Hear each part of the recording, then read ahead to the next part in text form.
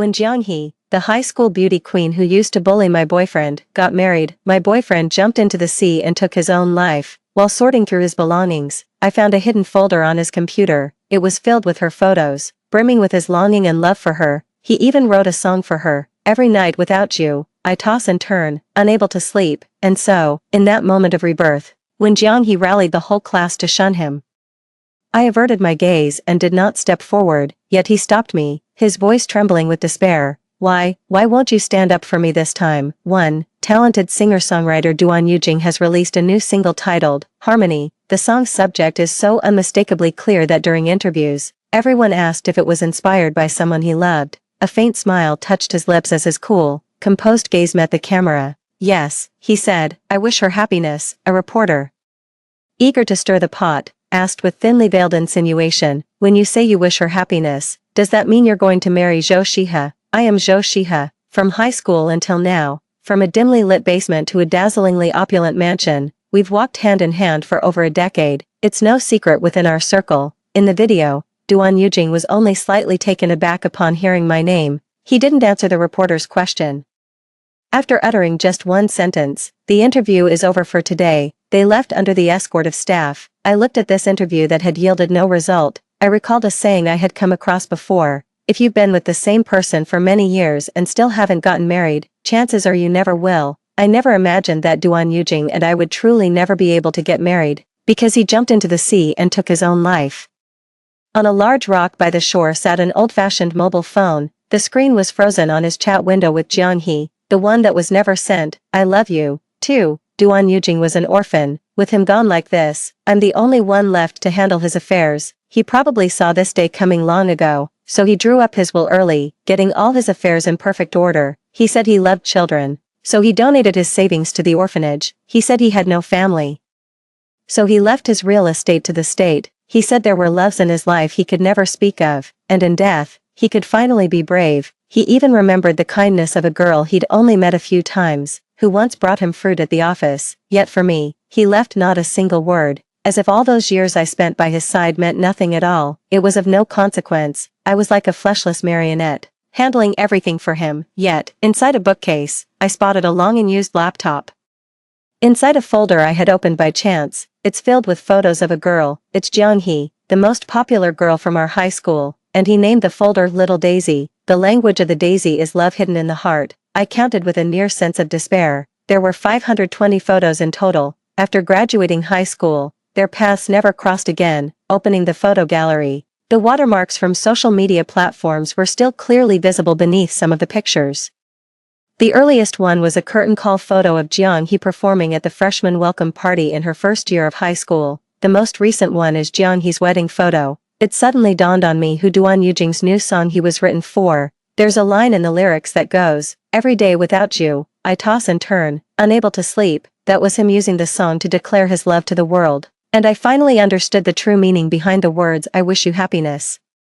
My heart felt as if it were being squeezed, throbbing with a sharp, relentless pain. At the very back of the photo, there was a document. It chronicled his secret crush on Jiang-hee, which began in his first year of high school. It's laughable, really. From the very start of the term, Jiang-hee began to bully him. She mocked him as a country bumpkin, cornered him in the bathroom to douse him with cold water, had people beat him up in the alley after school, shredded his clothes, forced him to do her homework, and made him run errands to buy her snacks. And I, unable to stand by and watch, saved him time and again, helping him return to a normal life. He never mentions any of that. The only thing he ever brings up is that rainy day when Jiang-hee gave him an umbrella. To him, the whole world seemed to stand still, amidst the clamor of heaven and earth. All that remained was the lovely sight of her retreating figure.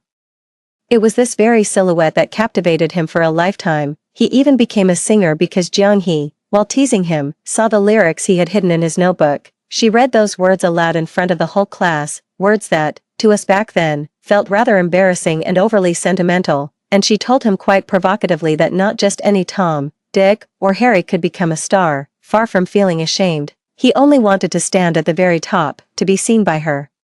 My eyes stung a little. So all these years, I was just a joke. I wasn't even worthy of having a name. With trembling hands, I finished reading the final line Duan Yujing had typed. If there is a next life, I will be brave for once. Tears blurred my vision. If there is a next life, I will never again interfere in the grievances between you. Go on, chase after your true love. 3. When I opened my eyes again, Duan Yujing was introducing himself on the stage. Just as the teacher was about to make him my deskmate, after a brief moment of stunned silence, I immediately raised my hand. Teacher, I object. That's right, I had gone back in time to my first year of high school. This was the year Duan Yujing harbored a secret crush on Jiang He, the very girl who bullied him. This time, I won't help him again. On stage, Duan Yujing hadn't expected me to say that, and his face flushed crimson. In an instant, humiliation and hurt were written all over his face. Perhaps not understanding my actions, the homeroom teacher was silent for a long moment before asking me in a low voice, why? Because I don't want to have any entanglements with Duan Yujing, nor do I want any other dealings with that ungrateful wretch. I can read faces. He's bad luck for me, I said with utter seriousness, spouting nonsense without a hint of panic in my tone. The homeroom teacher was taken aback by my words, scolding me for being superstitious, but still ended up seating him next to Jiang He, the school beauty. As he walked over, I saw Jiang He roll her eyes, dramatically scoot her stool away, and mutter 3 words under her breath, country bumpkin. At this time, Duan Yujing was still living in the orphanage, but he would also take on part-time jobs after school. His circumstances were poor, so he looked somewhat malnourished and was much thinner than other boys his age.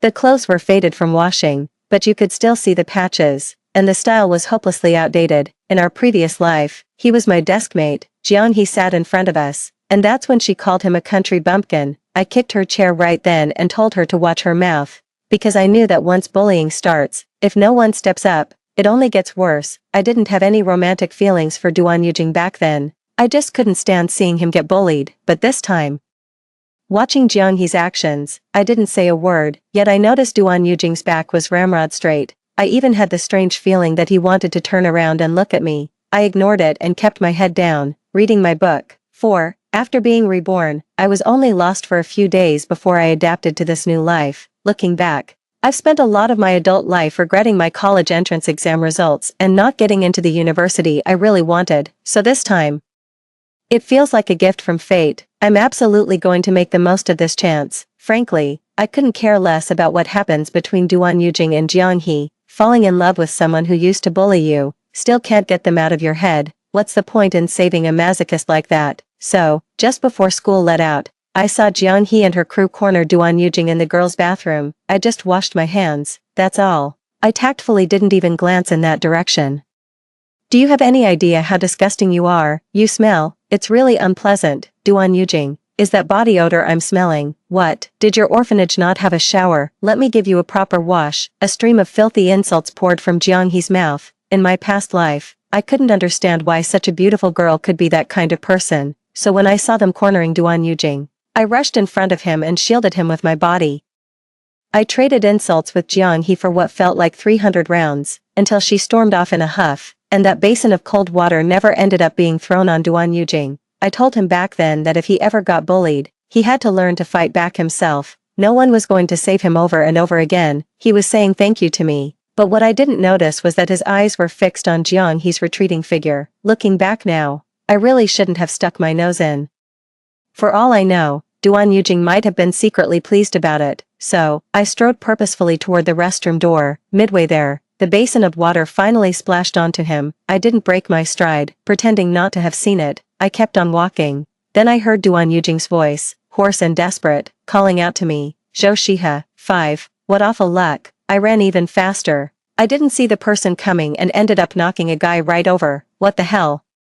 The guy sitting on the ground was squinting and rubbing his forehead. He looked like trouble, terrified that Duan Yujing from behind might come out and see me. I muttered an apology and bolted. Without my help, Duan Yujing was practically living in hell. Kids at that age are already sensitive and insecure. On top of that, with his pride, he was bullied relentlessly and never said a word. Jiang He seemed to really enjoy grinding him under her heel, coming up with all sorts of new tricks and schemes.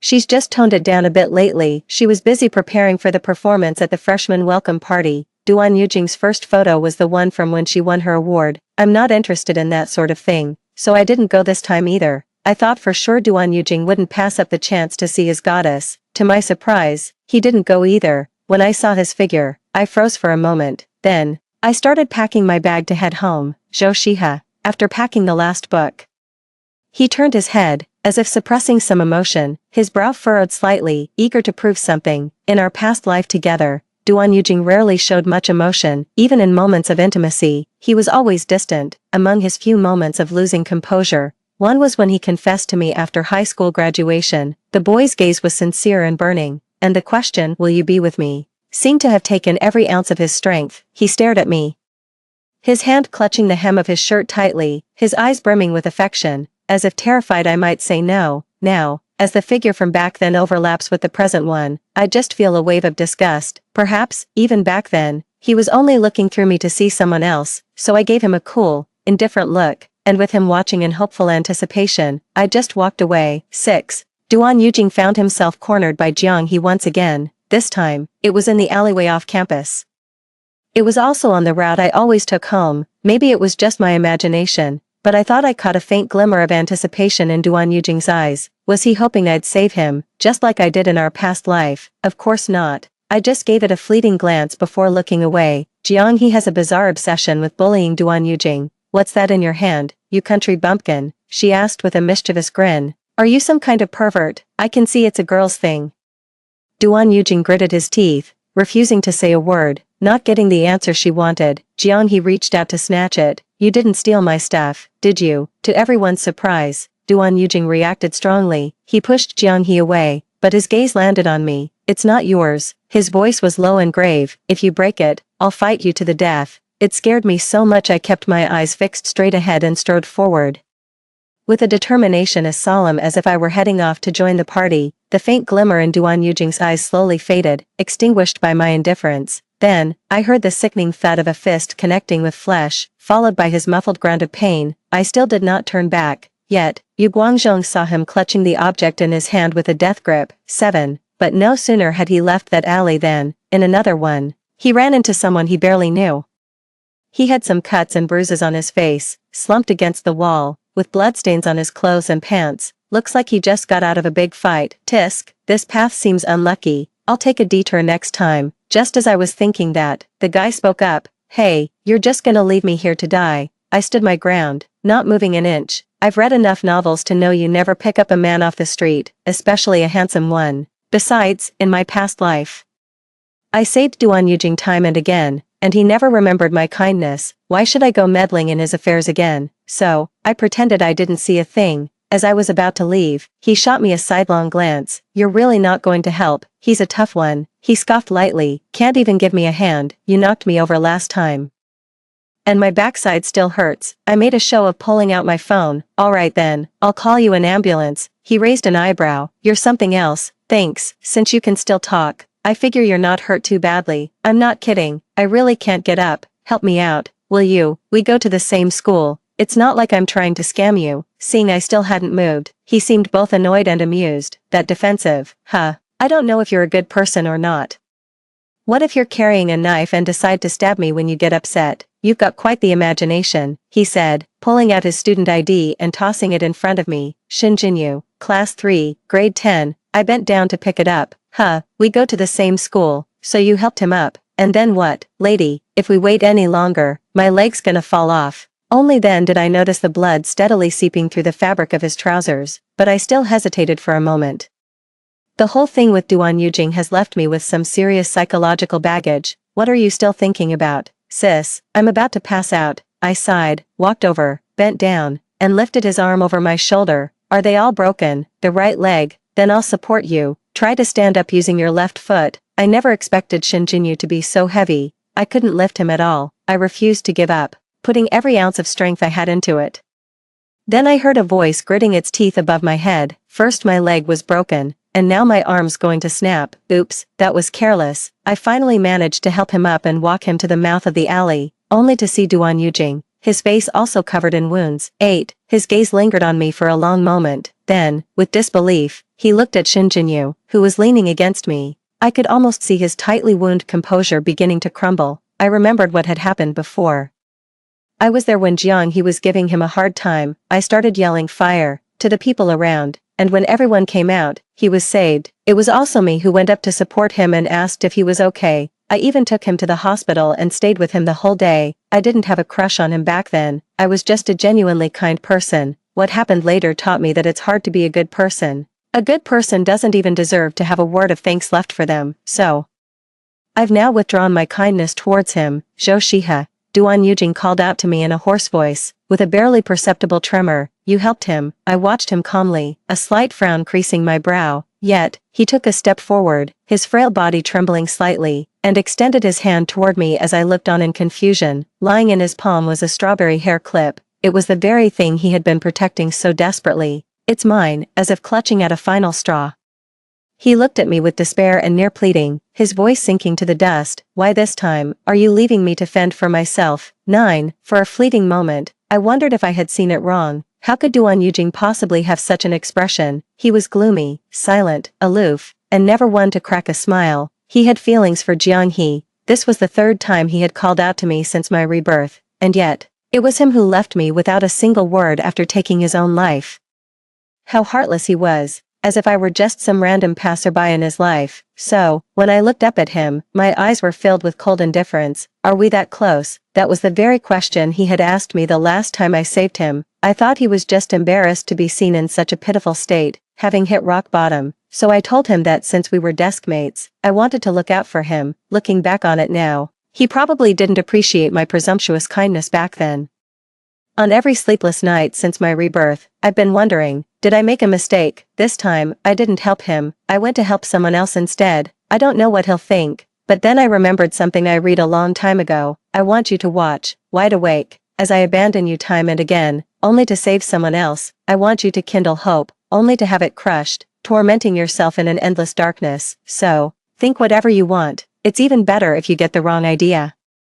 We are. Duan Yujing's mouth hung open, his chest heaving violently, his face pale. He seemed to want to blame me. After all, even if we weren't desk mates, we were still classmates. I shouldn't have stood by and done nothing. But his words were abruptly cut off by the person beside me. What's a grown man like you playing the victim for? You're not hurt, Zhou Shihe. If we don't leave now, I'm going to collapse. TCH, still so fierce, even when he needs help just to walk. Shen Jinyu's voice still carried that same sharp, imperious tone. Duan Yujing was stunned by his words, his lips trembling slightly as he looked at me with red-rimmed eyes. I can't wait to get rid of this nuisance, so I had no choice but to reply, all right, let's go, I'll take you to the hospital. Duan Yujing, who had been silent the whole time, heard me say this. His frail figure looked so unsteady, as if a gust of wind could blow him away. The look he gave Shen Jinyu was bone-chillingly cold. 10.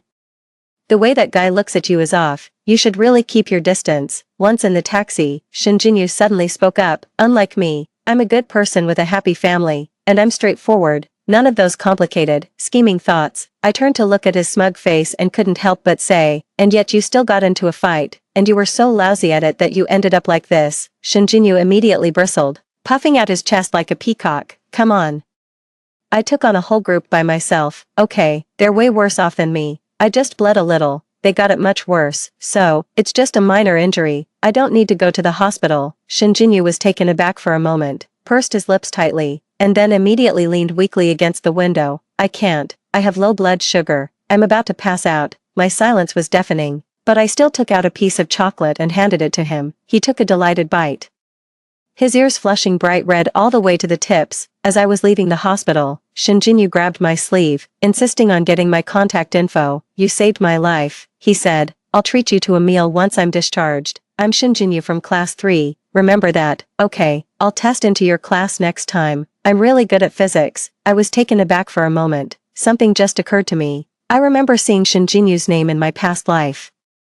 It was in a news article about parallel universe research. He was the one who published the paper, but the story was completely overshadowed by the news of Duan Yujing's suicide. The trending hashtag ended up dragging Jiang He into the spotlight as well. After discovering how beautiful she was, many people spontaneously began writing fanfiction about their love story. They praised Duan Yujing as a hopeless romantic, proving the magnitude of his love through a tragic, self-sacrificing act. Meanwhile, I was cast in their imaginations as the villainous side character who tried to tear the couple apart. I've clarified this many times, but with Duan Yujing dead, my words are unverifiable. That's why so much vitriol gets hurled at my personal accounts.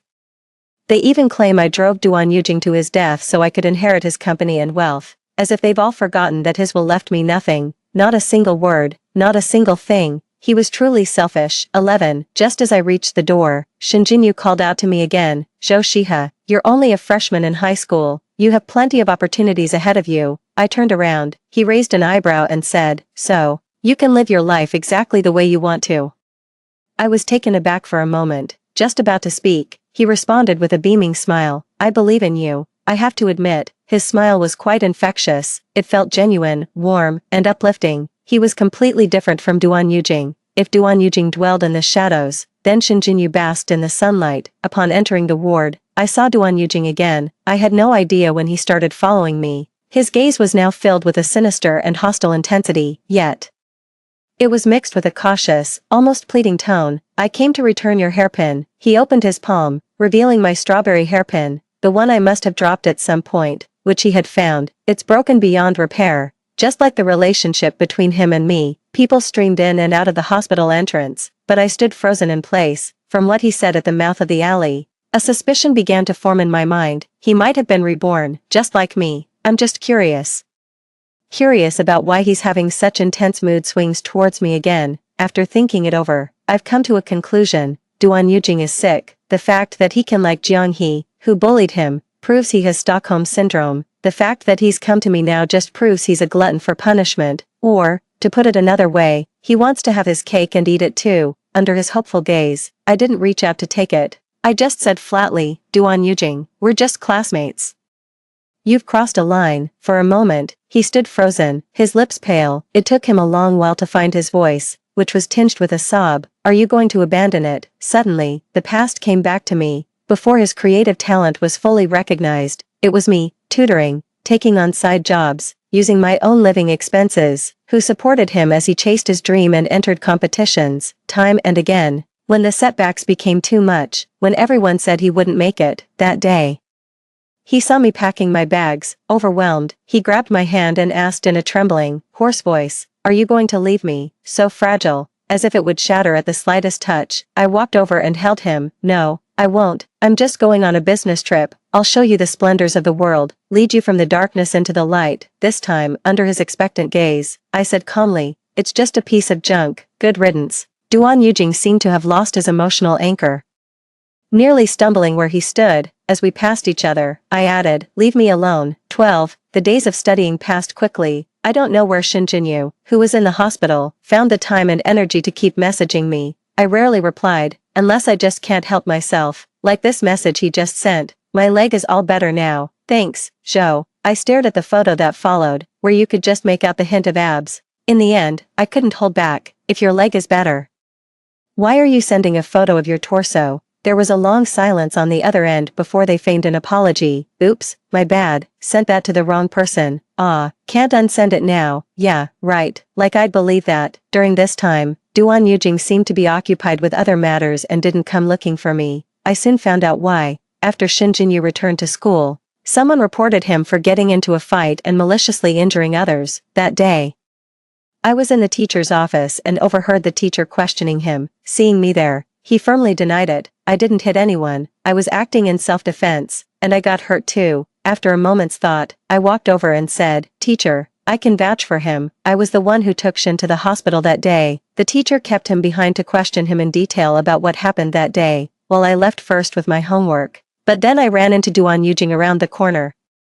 I ignored him, yet he pressed on aggressively. A guy like him is just a troublemaker. Do you have any idea how bad his reputation was back in middle school? Why would you help him? What's it to you? I suddenly remembered the look Duan Yujing gave Shinjinyu that day and asked, so, it was you, does it matter? Duan Yujing, you're a real piece of work. He didn't get angry, though. Shiha, he's not worth it, I sneered. I don't need anyone to tell me what to do. Back in the classroom, Shinjinyu sent a message, do you believe me? I replied, I do. The whole thing ended with Shinjinyu reading a self-criticism at the flag-raising ceremony. That day, he sent me a message. Good thing there was no formal punishment, or that would have been a real headache. Confused, I sent a back. He just brushed it off with a laugh, saying it was nothing. I didn't press for details. Jiang He's bullying of Duan Yujing continued, but he never said a word. Every time he would look at me with a pitiful expression, as if trying to detect the slightest flicker of emotion in my expression. But I'll just pretend I didn't notice. I don't understand. since Duan Yujing has been reborn, he should know his own talents could make his life much easier, yet he hasn't taken any action to resist. It was as if he was deliberately trying to show me how pitiful he was. Hoping to stir up my protective instincts, I let him down. I couldn't even be bothered to look his way. 13. Driven by a desire to walk a path I never took in my past life, I immersed myself in an ocean of knowledge every single day. Meanwhile, Shinjinyu used the pretense of asking for my academic help to constantly hover around me, making sure I noticed his presence. My first year of high school flew by in the blink of an eye, and I remained the top student in my grade. Heaven knows, if I hadn't failed the college entrance exam in my past life, I might have been deep into scientific research long ago. Don't even think about being with Duan Yujing. If you want to make more money, go for a computer science major. When classes were reassigned in my second year of high school, a familiar face showed up, Shinjinyu. When he became my desk mate, he was grinning from ear to ear, as bold and unrestrained as ever, sitting with the top student. I'm the man, he said. Hearing this, Duan Yujing in the front row only clenched his fist tighter. Soon, it was that rainy night he had mentioned, the one where he said he loved watching Jiang He's back. To avoid running into him, I deliberately took a different route, yet I still bumped into him. He wasn't holding an umbrella. The rain was heavy, and amidst the clamor of the world, we gazed at each other from a distance. I turned around immediately, ready to take a different path, yet he called out to me, Zhou Shihe. I couldn't be bothered to respond and quickened my pace. He still managed to stop me. The rain was pouring down, his thin shirt was soaked through, clinging to his frail frame. Rain streamed down his face, making it hard for me to even make out his expression. I held the umbrella in silence, with no intention of shielding him from the rain. On the bustling street, occasional strange glances were cast our way. He paid them no mind, simply gazing at me quietly. It suddenly reminded me of the time I accompanied him to an original singer competition. That day, despite having already chosen a song, he switched to a different one right before taking the stage. It was a song he wrote about youthful, innocent love, and he even missed a few beats while singing it. After the performance, he said from the stage that the song was dedicated to a girl in the audience, but I had forgotten that there was actually one more person in the crowd. It was Jiang He, who had come along with a classmate. How dare he bask in my obvious, unwavering favor for him, only to turn around and give his own love, whole and complete, to someone else. Why are you avoiding me? Duan Yujing's lips parted. His voice, thick with restrained and suppressed emotion, was so low it was almost inaudible. You'd rather help anyone else than spare a single glance for me. He took a step, even seeming to want to move closer to me. Shinjinyu has everything. He doesn't need your charity. So in his eyes, my help was nothing but charity. It suddenly dawned on me. Duan Yujing never liked me at all. He thought my attempts to save him were just a pastime for me when I was bored. It was my condescending pity for his circumstances. It was my self-righteous redemption and sympathy. He believed our relationship was unequal, which is why he became almost obsessively fond of Jiang He, who took pleasure in teasing him, showed him no pity, and looked down on him. But he overlooked one thing. Previously, under my protection, he never actually suffered any real harm from Jiang He. Now, however, Jiang He has ground him into the dust, utterly crushing his self-respect. This made him realize that Jiang He was nothing like the person he had imagined. And because I stood by and did nothing to intervene, it gave him the impression that he and I were cut from the same cloth. It finally dawned on me that someone like Duan Yujing doesn't deserve a hand reaching out to him from the darkness. What he wants is someone just as flawed, someone who dwells in the same shadows he does. And I am not that person. His body swayed unsteadily, his voice barely a whisper. Why do you hate me so much? 14. Duan Yujing, let me correct one thing.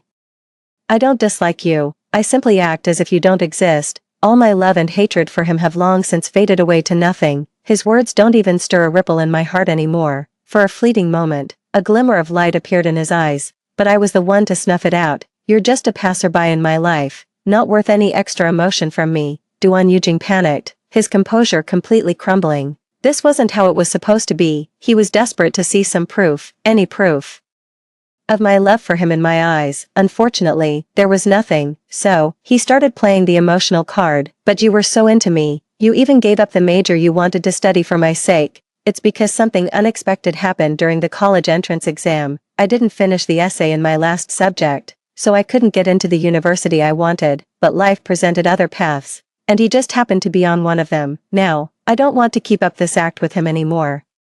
Looking at him, I said slowly, when I first fell for you, I had no ulterior motives. I never thought of it as some kind of redemption for you. My love is fierce and fearless. My favoritism towards him is most apparent. I know deep down that he craves love. Looking back now, I guess he just lacks common sense. Hearing the word like come from my lips, a flicker of smug satisfaction and relief showed in his eyes. I knew it, he said. I knew you liked me. I cut him off. That was in the past. To me now, you're just a stranger. He froze for a moment, his eyes slowly reddening. There's nothing between Jiang-hee and me. The thought of him hoarding all those photos of her like some creep made me irritable. I interrupted him again. Spare me the details. Duan Yujing's face darkened with disbelief. But nothing happened this time. I didn't do anything wrong. Why are you still acting like this? I let out a cold, scornful laugh. He actually had the nerve to ask me why. My boyfriend of over 10 years, for whatever reason, had his heart set on another girl. He completely disregarded me, his actual girlfriend. Am I supposed to be grateful and thank him for considering my feelings just because he didn't technically cheat? When he let the whole internet laugh at me, did he ever stop to think about the consequences? Perhaps seeing how cold and distant my expression was, Duan Yujing reached out to take my hand and apologize. That's not what I meant. But none of those things actually happened. Why can't you spare me a single glance? Not even one. I took a step back, evading him. Because, Duan Yujing, you're not worthy. His hand hung in the air. After a long pause, he let out a sudden, hollow laugh. Is it because of Shin Jinyu? You saved him, then I'll go break him. He's a complete lunatic. I should have known. Last time, I was the anchor for his sanity. This time, without me as his anchor, he spiraled even worse.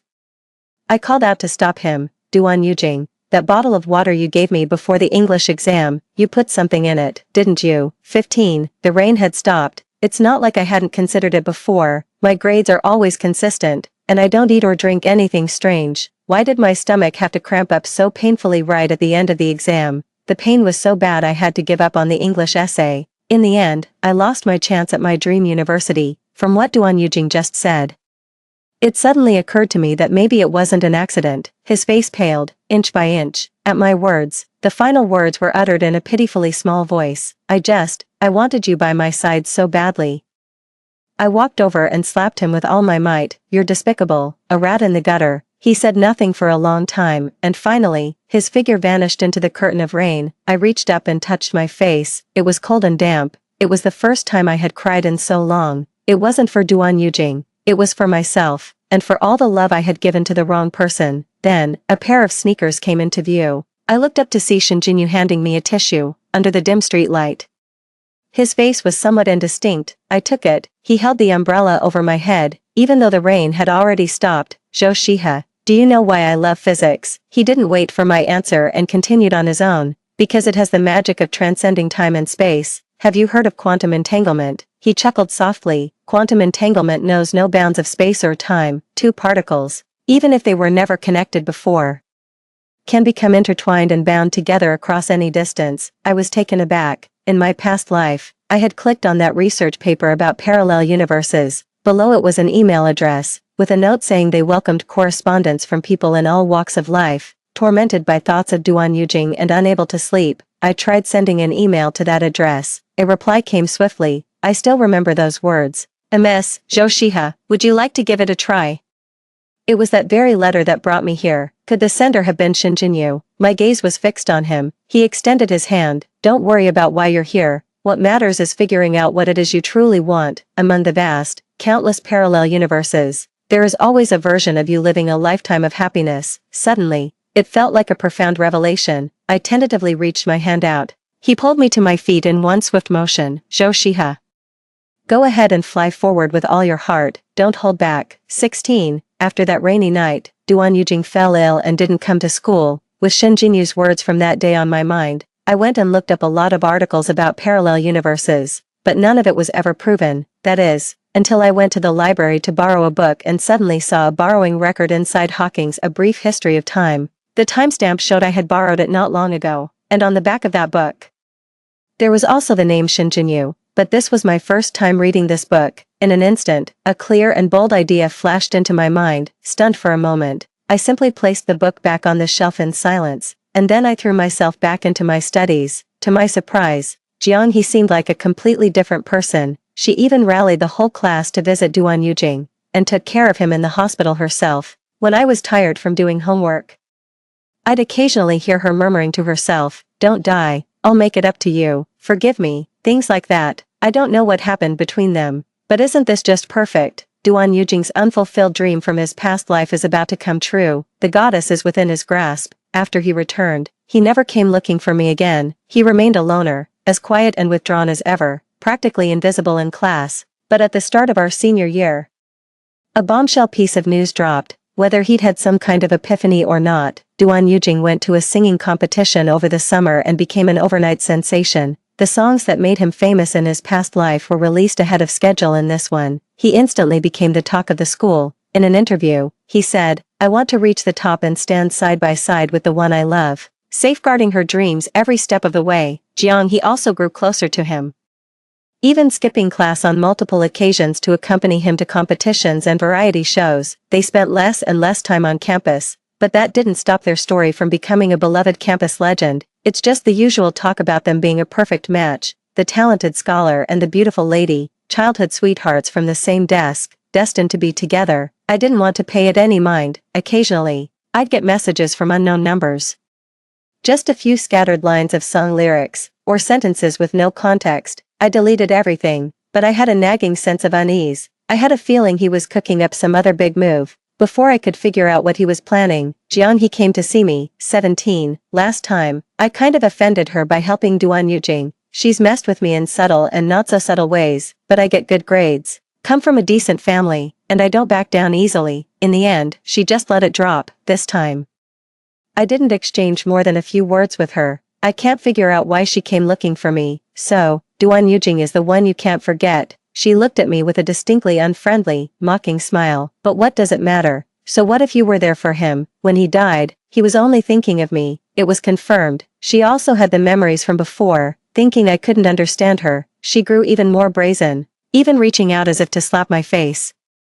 But I'd advise you not to get any ideas. My current position is far beyond your reach. I grabbed her hand and flung it aside, wincing in pain. She started cursing at me. Zhou Shihe, don't push your luck. Do you believe I can have someone take you out? I was taller than her, using my height to my advantage. I looked down at her and said, "Don't mess with me, you son of a bitch." She made a move to step forward, but was intercepted by someone who appeared out of nowhere. It was Duan Yujing, whom she hadn't seen in a long time. Jiang He's expression instantly softened, and she nestled against him like a little bird. "What brings you here? Were you worried about leaving me alone?" Duan Yujing's gaze rested on her, but he remained silent. I couldn't be bothered to watch their sickeningly sweet display, so I packed up my bag to leave, but Jiang He blocked my way again. "You're such a bookworm. You don't actually think you did well on this exam, do you?" My hand froze. She continued, "Drop that holier-than-thou act of yours. It's disgusting. That's weird. What's gotten into her?" I was just about to speak when a clear, sharp voice rang out from nearby. "Some people can only get into a vocational college. Where on earth do they get the nerve to challenge the top student in the grade? If you don't have a mirror at home, you've got piss, haven't you?" It was Shinjinyu, 18. He walked over to me, looking at the two of them.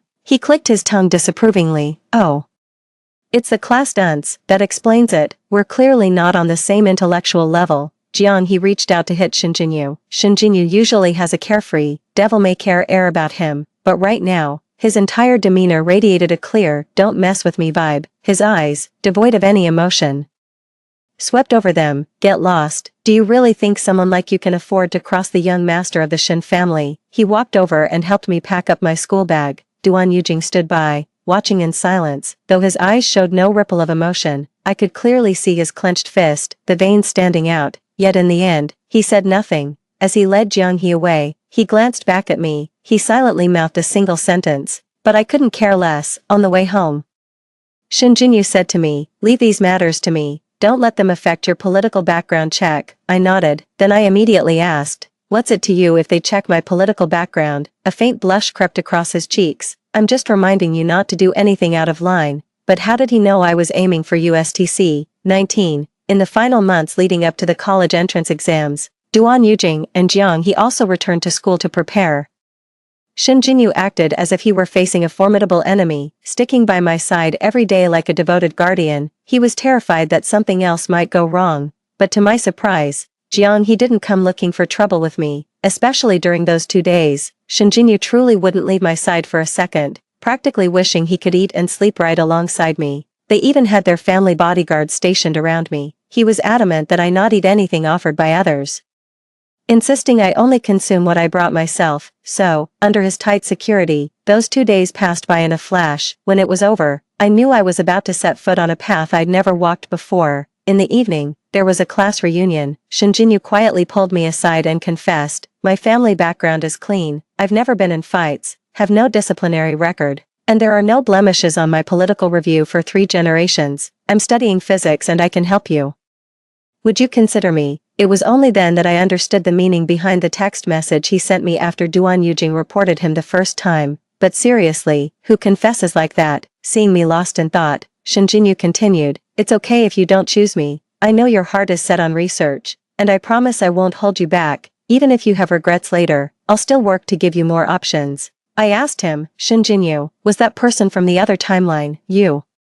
He was taken aback. "I saw that copy of A Brief History of Time. I figured there must be some overlap between the 2 timelines. That's why the book I borrowed in the previous timeline ended up here. So, the instability of spacetime is why we have memories from 2 different timelines, right? You said quantum entanglement creates connections between people. In a more mystical sense, you could call it karmic cycles. That must be why all 4 of us have these memories. So, in that other timeline, was that book the only thing that connected you and me?" From Shinjinyu's account, I learned of a secret, unrequited love. He first noticed me back in my freshman year, when I gave a speech as a top student representative. He started paying attention to me, walking the same paths I did and observing my life. Then, in my sophomore year, I developed an interest in physics after joining a competition, which led me to borrow related books from the library.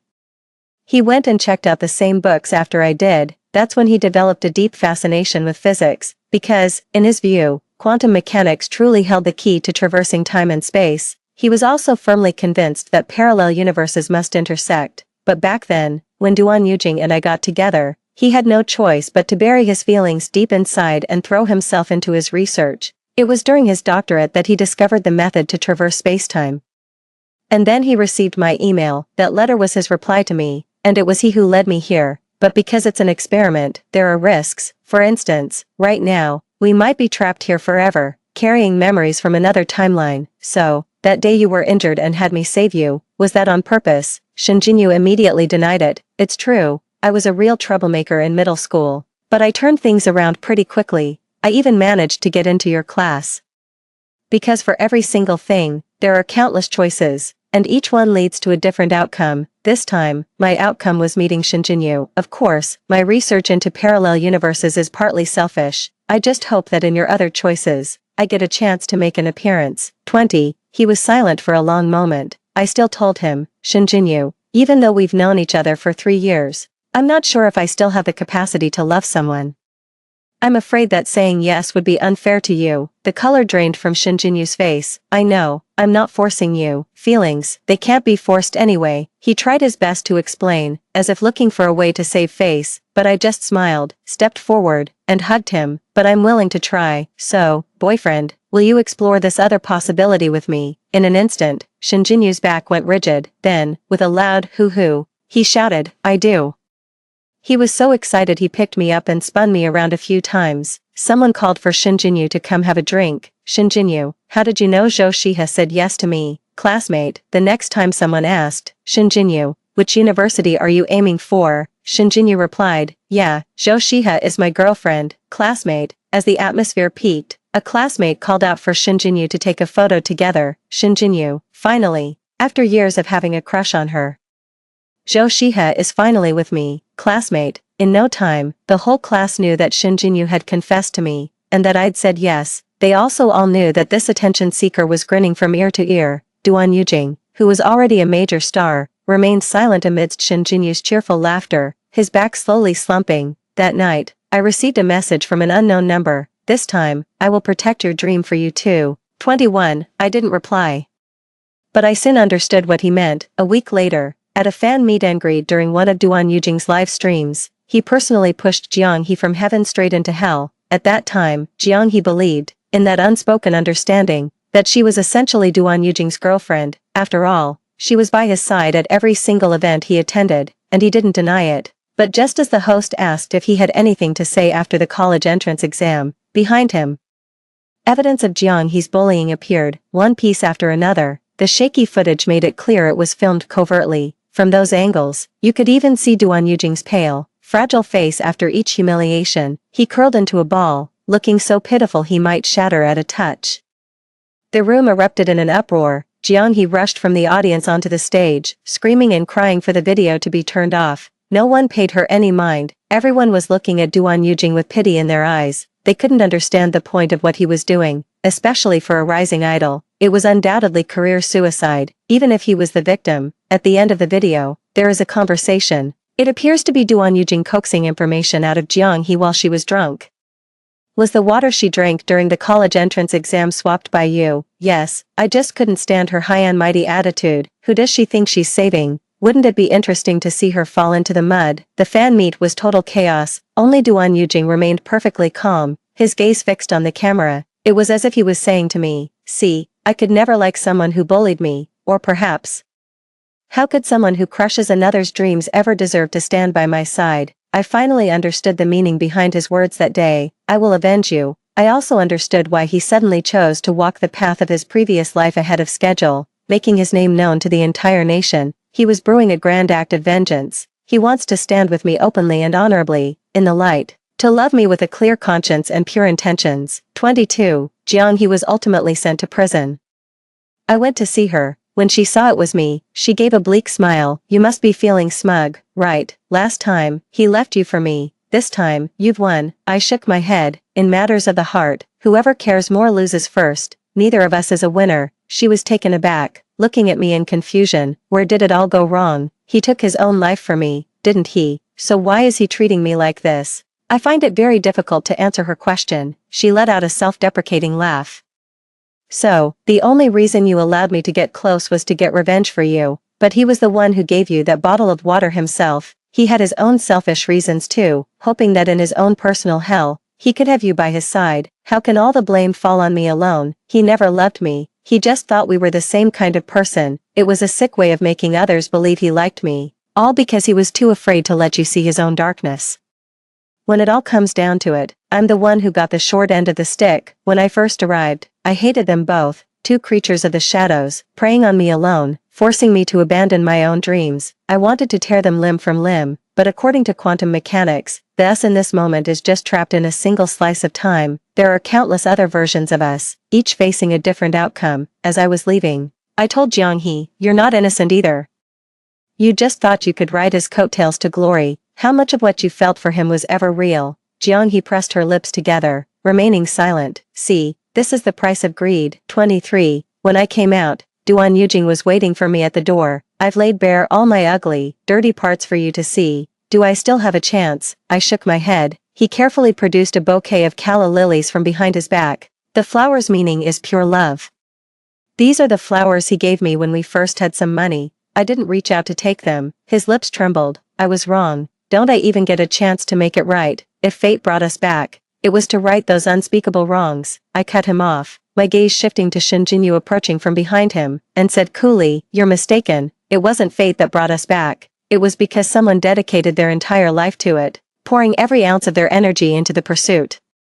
All just to give me one more choice in my life. He asks for nothing in return, silently standing guard. He knows my dreams and charts the course for me. I think this is what a healthy relationship should be. I walked past Duan Yujing, took Shin Jinyu's hand, and looked into his eyes. The love I gave you before was whole and complete, held back by nothing. I'm grateful that this time, no entanglement formed between us, so my love could be given just as unreservedly to someone else, in his world. The moon would never rise, and darkness would devour all light. He remained where he was, like a lost child. 24. I got into my dream university and studied my favorite major. Then I pursued further studies, spending every day in the lab working on classified research. I was even busier than Shin Jinyu, who was also swamped. Every time I opened my phone, there were messages from him. Hey, honey, pay attention to me. Look over here, please, sweetheart, my darling, I'm on vacation now. Can I come see you? I replied, go talk to my boss. Come on, honey, look at me. Don't stare at those cold, lifeless machines. A video call popped up right after they said that. I answered, and I nearly spat out the water I'd just taken a sip of. Put some clothes on, will you? My colleague is still here. I don't care. If you don't look at me more, What if you start liking someone else? Don't worry, they don't have as much hair as you do, Shinjinyu. Am I handsome? Not as handsome as you. Do you have abs? Nope. Humph. How would you know there isn't? Have you seen it or something? Great. He's starting to be unreasonable again. Oh well, he's the boyfriend I chose. I guess I have to be the one to calm him down. 25. The next time I heard about Duan Yujing, it was news of another suicide attempt. I couldn't stop him from becoming a singer, but I also stopped following any news about him. I found out about it when Shinjinyu sent me a screenshot. My name was right there alongside his on the trending list. I hadn't even taken a proper look, and someone was already throwing a tantrum. Doesn't he have his own wife? Why is he eyeing my wife? Is there something wrong with him? Above is his new song Regret and the news of his suicide. It chronicles the 10 years he secretly loved me, starting from his high school diary. After reading it, I felt a strange calm. I even found it absurd. In his past life, driven by an obsession and despair over not being able to have Jianghe, he chose to die. In this life, because he can't have me, he's putting on this pathetic show all over again, as if to prove how profoundly devoted he is. But to his disappointment, the very nature of my work is confidential, so my name was only up there for a moment before the internet scrubbed it clean. He thought it would be the grandest, most epic unrequited love ever presented to the world. He believed his overwhelming regret from a second chance at life would inspire the public to write a happy ending for us. It all let him down. He doesn't even deserve to have his name mentioned after mine. But one afternoon, I received a package. I never expected Duan Yujing would actually send me something. It was a letter. My dear Shiha, by the time you read this letter, you probably already know the outcome. I never meant to use my death to hold you hostage. It's just that I loved you too much. Without you, I lost all desire to keep living in this world. I came into this world alone. I never knew love before. In my darkest, most helpless moment, you appeared like a beam of light by my side, dispelling all the shadows for me. You stood by me without hesitation, but you were kind to everyone. So I thought your kindness to me was just a casual gesture, that the little light you offered was merely pity for my misfortune. You were too good, so good that I felt unworthy of you. I even had thoughts of locking you away, keeping you bound to my side. You were so good that I convinced myself if I could just love someone like Jianghe, who was also in hell with me, then I could be normal. I harbored many dark thoughts. I wanted to possess you completely. There was even a moment when I imagined turning you into a specimen, lying there quietly, belonging to me alone. I never dared tell you. These thoughts tormented me for so long, until I could bear it no more. I didn't dare leave you a single word. I know you'll hate me. Someone like me never deserved anyone's affection in the first place. I thought I had feelings for Jianghe, but after returning, I realized the only person I've ever truly wanted to see is you. I hurt you, and I'm sorry, yet. A selfish part of me thinks that if this makes you remember me, perhaps it's not entirely a bad thing. For someone as flawed as I am, it's only by your side that I can catch a glimpse of light. Without you, I have no reason left to live. I read Shinjinyu's thesis. I'm grateful for parallel universes. At least in another reality, I once had you. That's why, the last time we met, I didn't say goodbye, because I knew we would never meet again. Also in the box was that strawberry hair clip. Long since broken, and a video. A soft, phosphorescent green shimmered across the tranquil sky. Under the vast, swirling aurora, he choked back sobs, gazing upward again and again. Zhou Shiha, I love you. It's only after you've lost something that you truly understand. Finally, he collapsed onto the floor, hands covering his eyes as tears continued to seep through his fingers. A broken, halting voice pierced the surrounding silence. I don't deserve your forgiveness.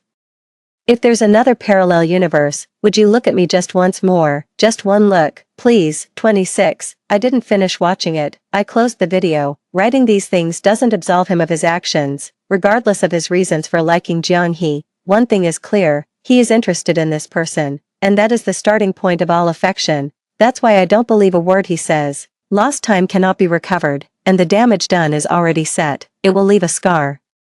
A constant reminder to never make the same mistake again. I received his apology, but that doesn't mean I forgive him, because, in that moment of my life, I gave my heart completely and without reservation. The one who pushed me away with their own hands has no right to speak of regret. After reading it, Shinjinyu asked me for my thoughts. I thought for a moment and offered a 2-word review, melodramatic. Then, I wrapped my arms tighter around his waist. I know who matters most to me.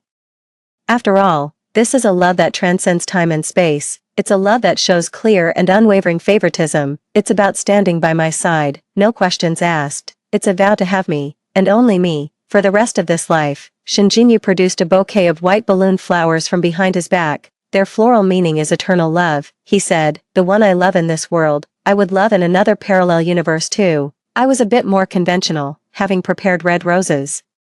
Those on the same wavelength will always find each other, and that reunion is the most romantic of all. Shinjinyu kissed my forehead and whispered, I love you. In the realm of quantum entanglement, some journeys are simply written in the stars. The end. Story 2. The year Shinyenjo lost his memory, I lied to him and said I was his girlfriend. Later, we accidentally had a child. He was overjoyed and proposed to me on one knee, but when I thought my crush would finally have a result, he suddenly regained his memory. He blamed me for deceiving him, said he would never acknowledge this child, and had someone take me to have an abortion. On the operating table, I died with 2 lives. When I opened my eyes again, it was still the same hospital room as that day. 1. On the bed, Shinyenjo was still tightly closed-eyed. The atmosphere in the room was very oppressive. I remember the doctor said that if he didn't wake up today, he would likely become a vegetable.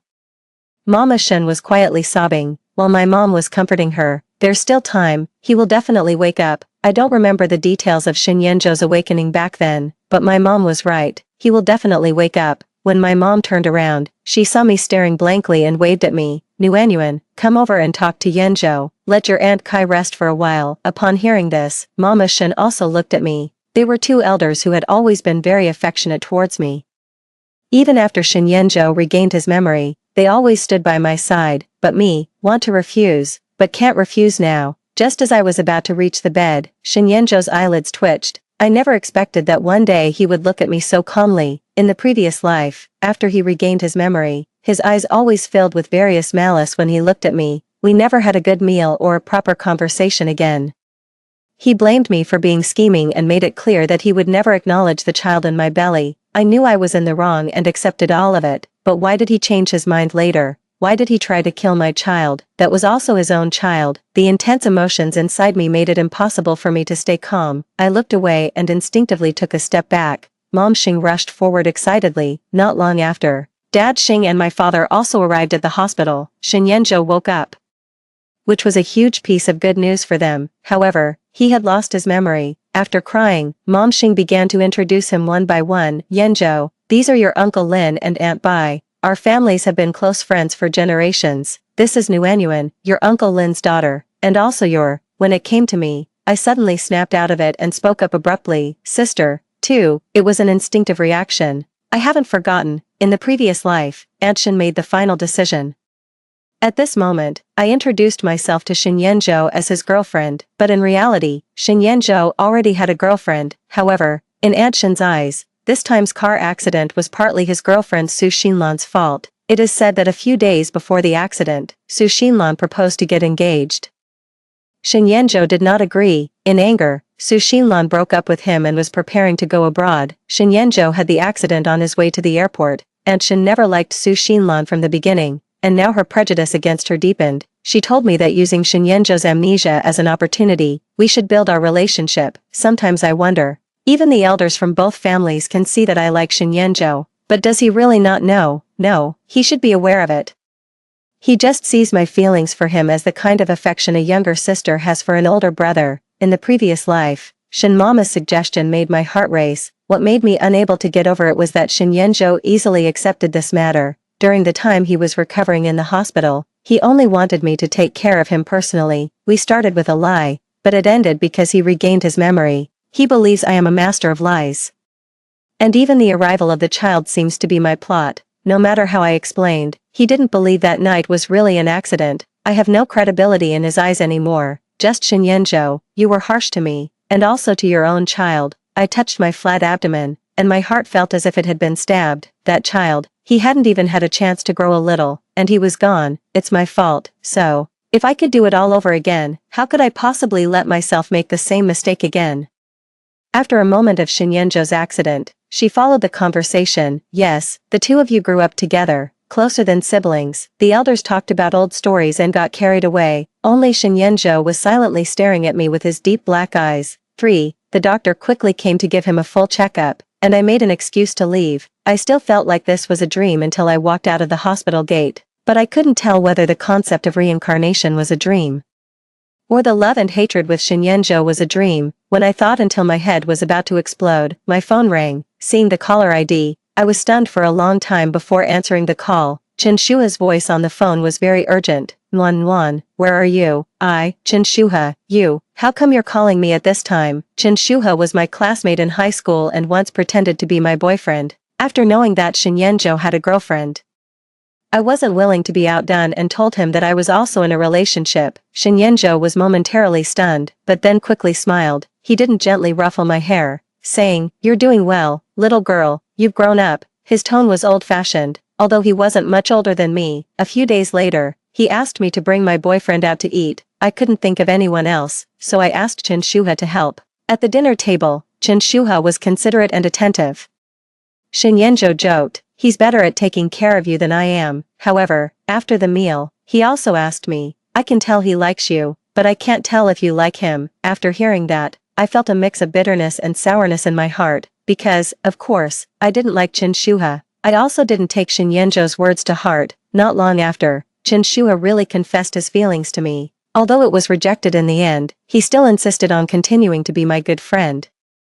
Until Shinyenjo regained his memory and looked down on me, Chinshuha once again expressed his feelings, but by then I was already pregnant, exhausted both physically and mentally, and had no time for anything else. Then after that, I died. Don't ask so much. I want to see you, right now. Tell me where you are. Pulling myself back from the memory, my head felt a bit stuck, because at this time, Chinshuha should have just been rejected by me and had gone on a business trip elsewhere. 4. After the phone call ended, an incredible idea filled my mind. If I could be reborn, could Chinshuha also be reborn? After all, only the later him would call me Nuanyuan. Before that, he always called me Lin Xianwan. Soon, my guess was confirmed. Chinshuha didn't make me wait long. As soon as he got out of the car, he ran towards me and gave me a strong hug, and the expression of surprise and joy on his face. Only I could understand. "I'm sorry, I was too excited. I had a terrible dream in which you bled a lot." I was trapped in his 2 arms, slowly lowering my eyes. Both I and Chinshuha were reborn, but I don't want to recall those painful things again. Just a dream. Don't make such a big deal out of it, I said with a relaxed smile. Chinshuha looked at me for a while, then smiled. His eyes shone with determination, which was completely different from the despondent look he had when I rejected him in the previous life. "You're right.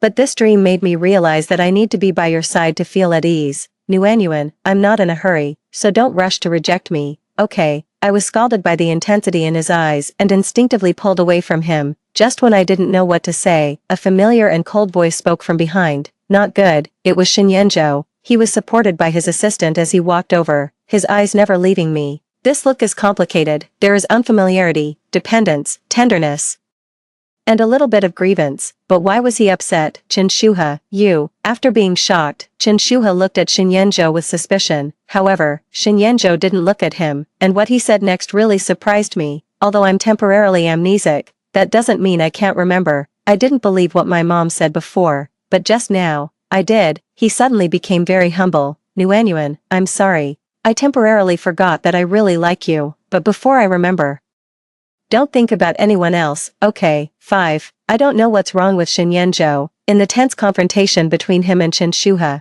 I fled in a panic. I ran back to my single apartment. 2 days later, my mom came to visit. "After you left that day, Kai told Yenjo that you were the person he liked, and he was chasing you, but then it turned out that he had amnesia, so you were angry, but now you've calmed down enough. Come with me to the hospital to see him." If the person being spread rumors about wasn't me, I would really want to applaud Kai's imagination. No wonder, Shinyenjo suddenly went crazy that day. If I could do it all over again, why is he still so easy to be fooled with a lie? 2 days was enough for me to sort out my past and present. I believe his intention was not to take my life. It was me who was one-sided, chasing after him like a moth to a flame. He just doesn't love me anymore. I can't change the relationship between the 2 families, nor can I change others, so I can only change myself. I made up an excuse about the art studio job to my mom, and she turned around, looking at me in confusion. "When Yenjo had that incident, you were so worried. Why are you now making excuses not to even go take a look? Did you 2 have a fight?" I felt a bit at a loss, unable to decide whether to laugh or cry. "Mom, what's the point of arguing with someone who doesn't remember anything? It's really something important. Besides, he's fine now. Some truths are destined to remain known only to myself." Even though my mom knows me well, she would never imagine that I've reincarnated, but my mom is easy to please, whereas Chinshuha is not easy to brush off. Fortunately, I never intended to keep hiding it from him forever. In my previous life, after Chinshuha went on a business trip, I was already together with Shinyenjo. He didn't comment on my choice, and even tried to scold me, hoping to wake me up from my self-deception. But at that time, Shinyenjo, who had lost his memory, was completely focused on me, and I had already become addicted to it. With the support of the elders, I'm willing to take a chance. However, the outcome was not as expected. 6. I wasn't surprised that Chinshuha would come to the studio. In a few days, he saw a different storyline than in the past, and even a slow-witted person should have already figured it out. Nuanyuan, you are her. Looking back at his complex expression, I poured him a cup of tea and then nodded slightly. He suddenly stood up, his face full of shock, trembling his lips. He seemed to have many things to say, but in the end, he only asked me in a low voice, "Then, do you still love him, Shinyenjo?"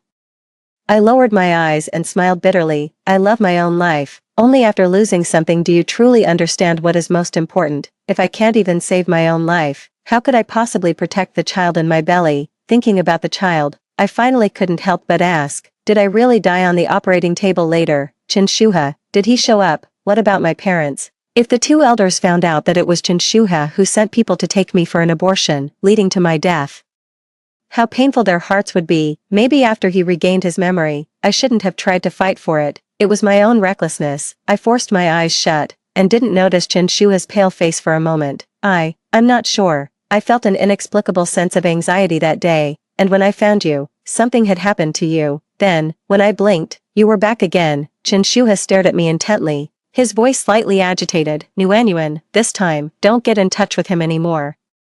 That way, you won't have a child, and you'll still be yourself. He will eventually regain his memory, and his girlfriend will come back. Then, I know, I gently interrupted him. I didn't want to talk about the past anymore, but suddenly, memories burst forth like a dam breaking. That day, Shinyenjo's expression was already bad, yet I was still lost in my wedding fantasies. I rushed over with a stack of wedding magazines, and he waved his hand, scattering all the magazines on the ground. He said he found me disgusting, and the next day he flew to the other side of the world to bring Su Xinlan back. I covered my face with my hands, truly not wanting to recall it anymore. After Chinshuha left, I sat there for a long time, until the pot of tea had gone cold. Then, Shinyenjo came. 7. When I saw him, I suddenly remembered that today was his discharge day. With his assistant's accompaniment, he toured the studio like a supervisor, without making any sound. I composed myself and was about to ask him the purpose of his visit, but he suddenly turned around. His tone was sarcastic. "Auntie said you're very busy, didn't have time to come and keep me company on my discharge day, but you still have the leisure to have tea and chat with other men." The last few words were particularly emphasized. So, he was already outside early. I instinctively frowned. I never said I was going, but I wanted you to come, me.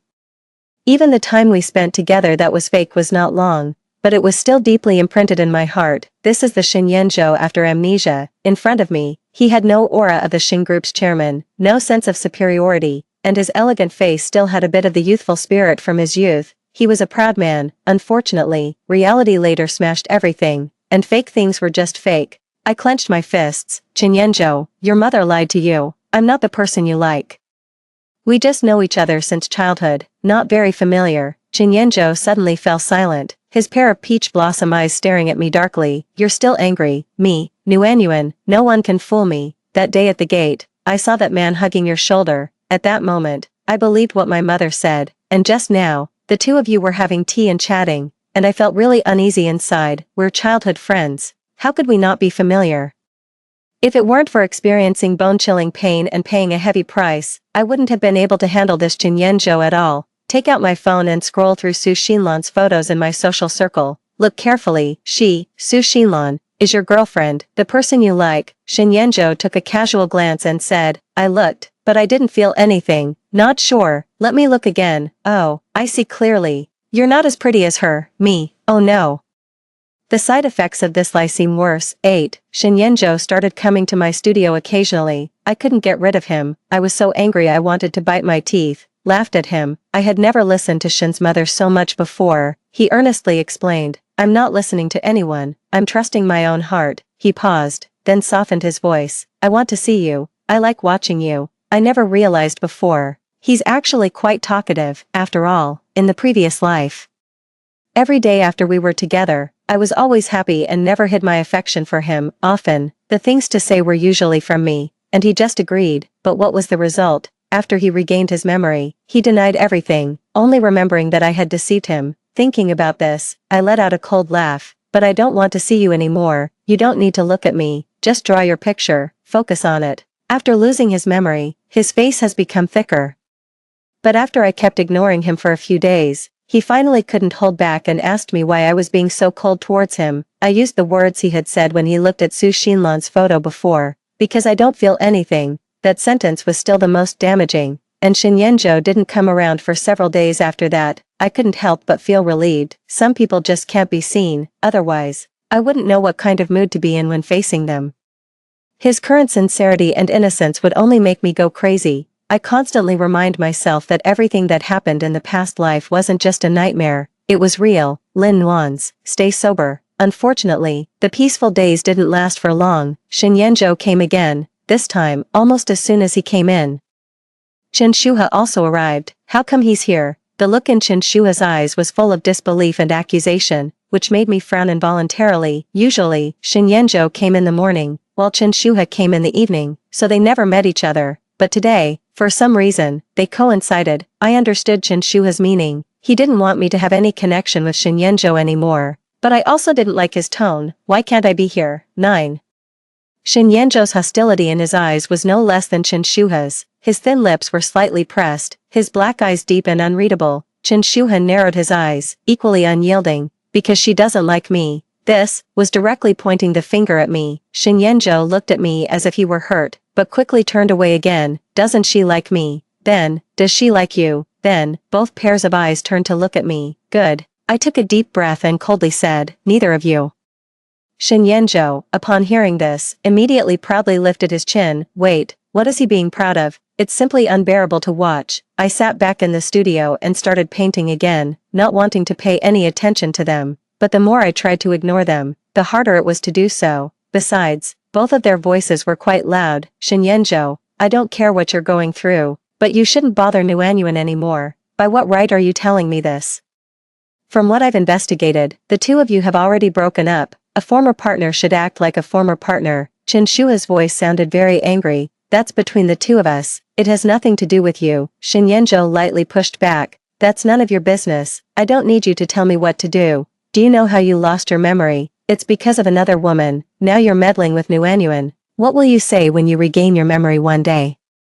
You don't need to worry. I know what I'm doing. Even if I regain my memory one day, I'll only recognize Lin Nuanyuan. He said he only recognizes me. His hand trembled, ruining a painting. This should be the funniest sentence. Outside, Chen Shuhe burst into laughter. You can't do it. You can't. Don't come looking for her again, or you'll only hurt her. I suddenly stood up from the chair and left the studio. Chen Shuhe. I was afraid he would talk too much. But Shenyanzhou wouldn't let go of this issue. Chen Shuhe's eyes seemed a bit unfocused as he said softly, in my dream, you hurt Nuanyuan. She bled a lot. The floor was all covered with. Shenyanzhou frowned as he listened, then retaliated without hesitation. You're just as bad. I also had a dream, and the main culprit was you. Me. What kind of childish debate is this? Anybody with a primary school diploma wouldn't be this stupid. 10.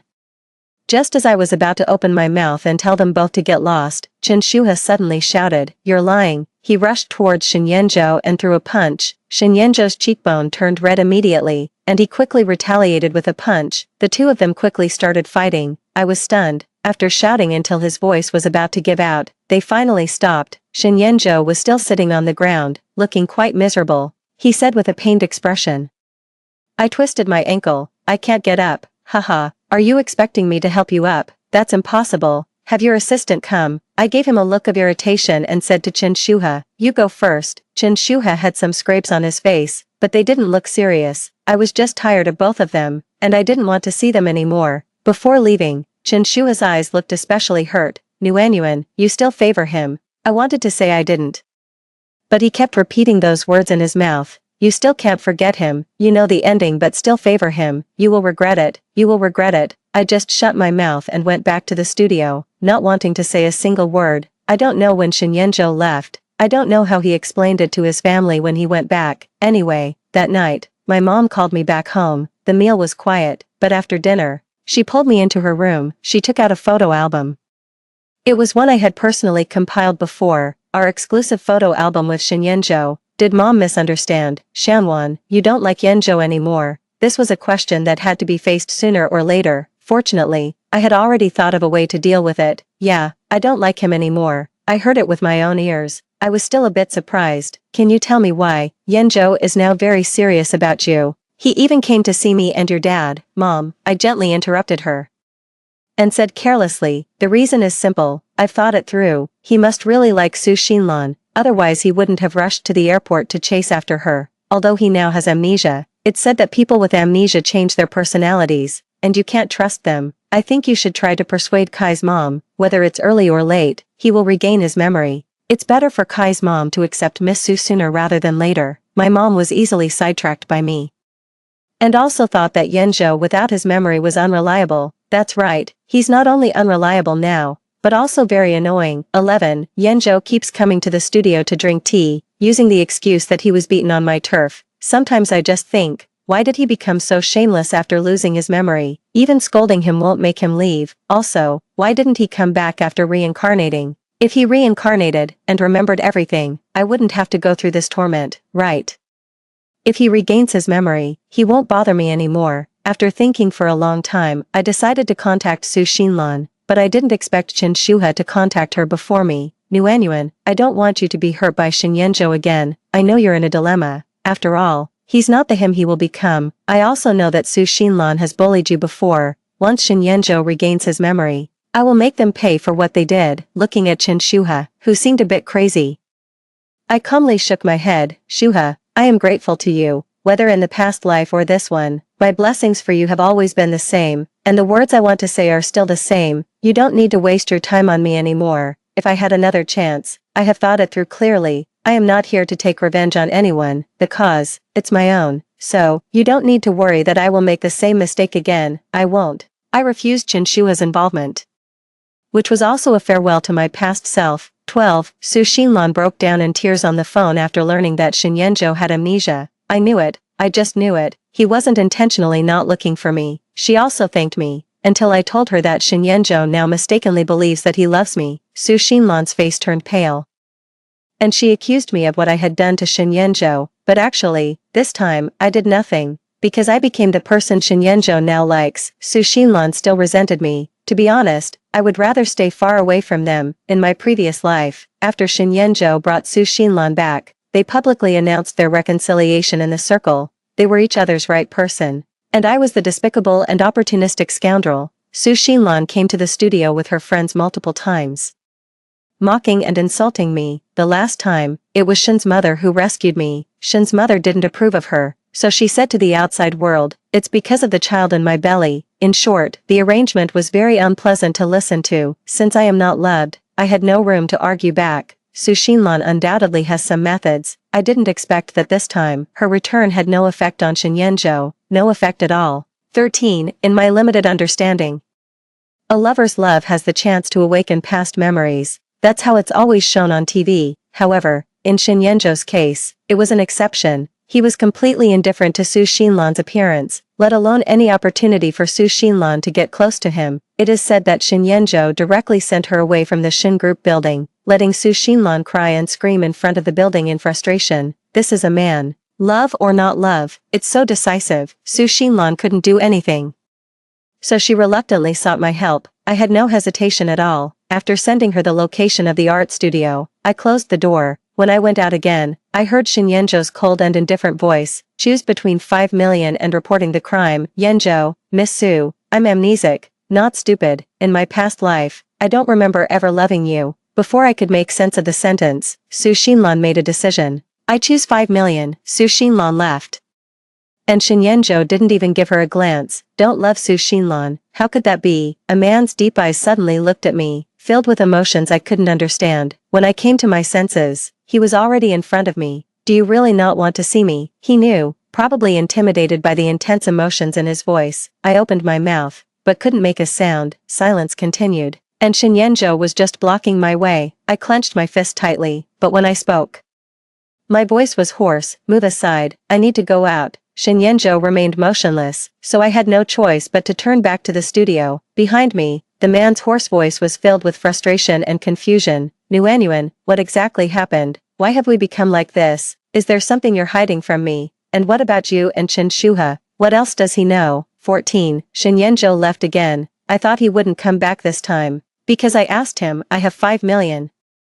Do you choose it? He doesn't want to see Su Xinlan. I don't want to see him either. 15. My life has returned to normal. I applied for a school abroad without discussing it with my family. The art studio continued to operate in a semi-public form before the results came out. More children from the surrounding residential areas came to learn painting, watching their innocent and lovely faces, and hearing their clear, happy voices. I have become busier and busier. Xingyanzhou, Su Xinlan.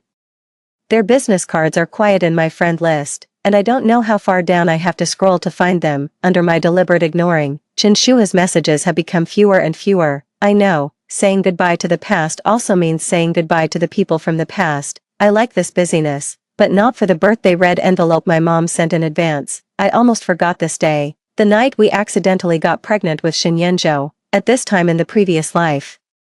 Chen Shua's new bar was open, and he wanted to have a simple birthday party for me. I refused, because at that time Shinyenjo was my boyfriend. However, to celebrate the opening of his bar, I suggested having my birthday at the bar, just to add some atmosphere to the bar, but I didn't expect an accident on the first night. Chen Shuha drank contaminated alcohol, a night of recklessness. This time, Chen Shuha did not open the bar, so there will never be a repeated accident again. Let this day be the same as every other day, ordinary to the point of being unremarkable. However, in the evening, when it was almost time to finish work, Chen Shuha came with flowers, alcohol, and a cake. 16. What are you staring at? Don't you want to help a bit? I have so much to carry. I instinctively reached out, but Chen Shuha avoided it instead. Just kidding. How could I let today's birthday person work? Felt like being played with. But his carefree smile and confident tone made me think of the relaxed and pleasant days when I was in school. Plus, the next sentence he said, "It's been a while," made me feel guilty. In recent days, I had deliberately kept my distance from him. At first, he kept reminding me to remember the past lessons, but later it became simple daily greetings. He said he was afraid I would get annoyed with him, so he would type less. I don't like reading long messages. Chen Shuha. Why do you look like you're about to cry? Did someone bully you? I quickly shook my head, leaned against the wall, and watched him busy around, taking a slow breath. Thank you. Chen Shuha stopped what he was doing, said nothing, and after tidying everything up, handed me a glass of alcohol. Have some. Before I could respond, his hand retracted again. This time, he handed me a glass of juice and smiled. Girls should not drink alcohol. This is better. I raised an eyebrow and didn't take it. Instead reaching for the glass of alcohol. No, I want to drink this today. His eyes lit up instantly, and he smiled as he clinked his glass with mine. Then I'll drink it all. You can have it as you like. To celebrate your rebirth. It's also true. This is the first time we've had a meal together since we came back to life. Of course, this glass of wine is the first one I've had in a long time. Maybe it's been too long. After one glass I'm already feeling the effects. The embarrassing stories from my student days haven't been talked about enough. I'm grateful he didn't bring up those unpleasant memories today. Nuan, what's wrong with you? One hand is almost unable to support his own head. I pulled at the corner of my mouth. Nothing. It's just been too long. I'm a bit dizzy. Chen Shuha asked with concern. Your face is red. Should I help you rest? No, I just can't drink anymore. I'll have water instead, then I'll go get you some water. He quickly brought a glass of water over, and I extended my hand. When I took the cup, I accidentally touched his hand, which was cool and refreshing. 17. Nuanyuan.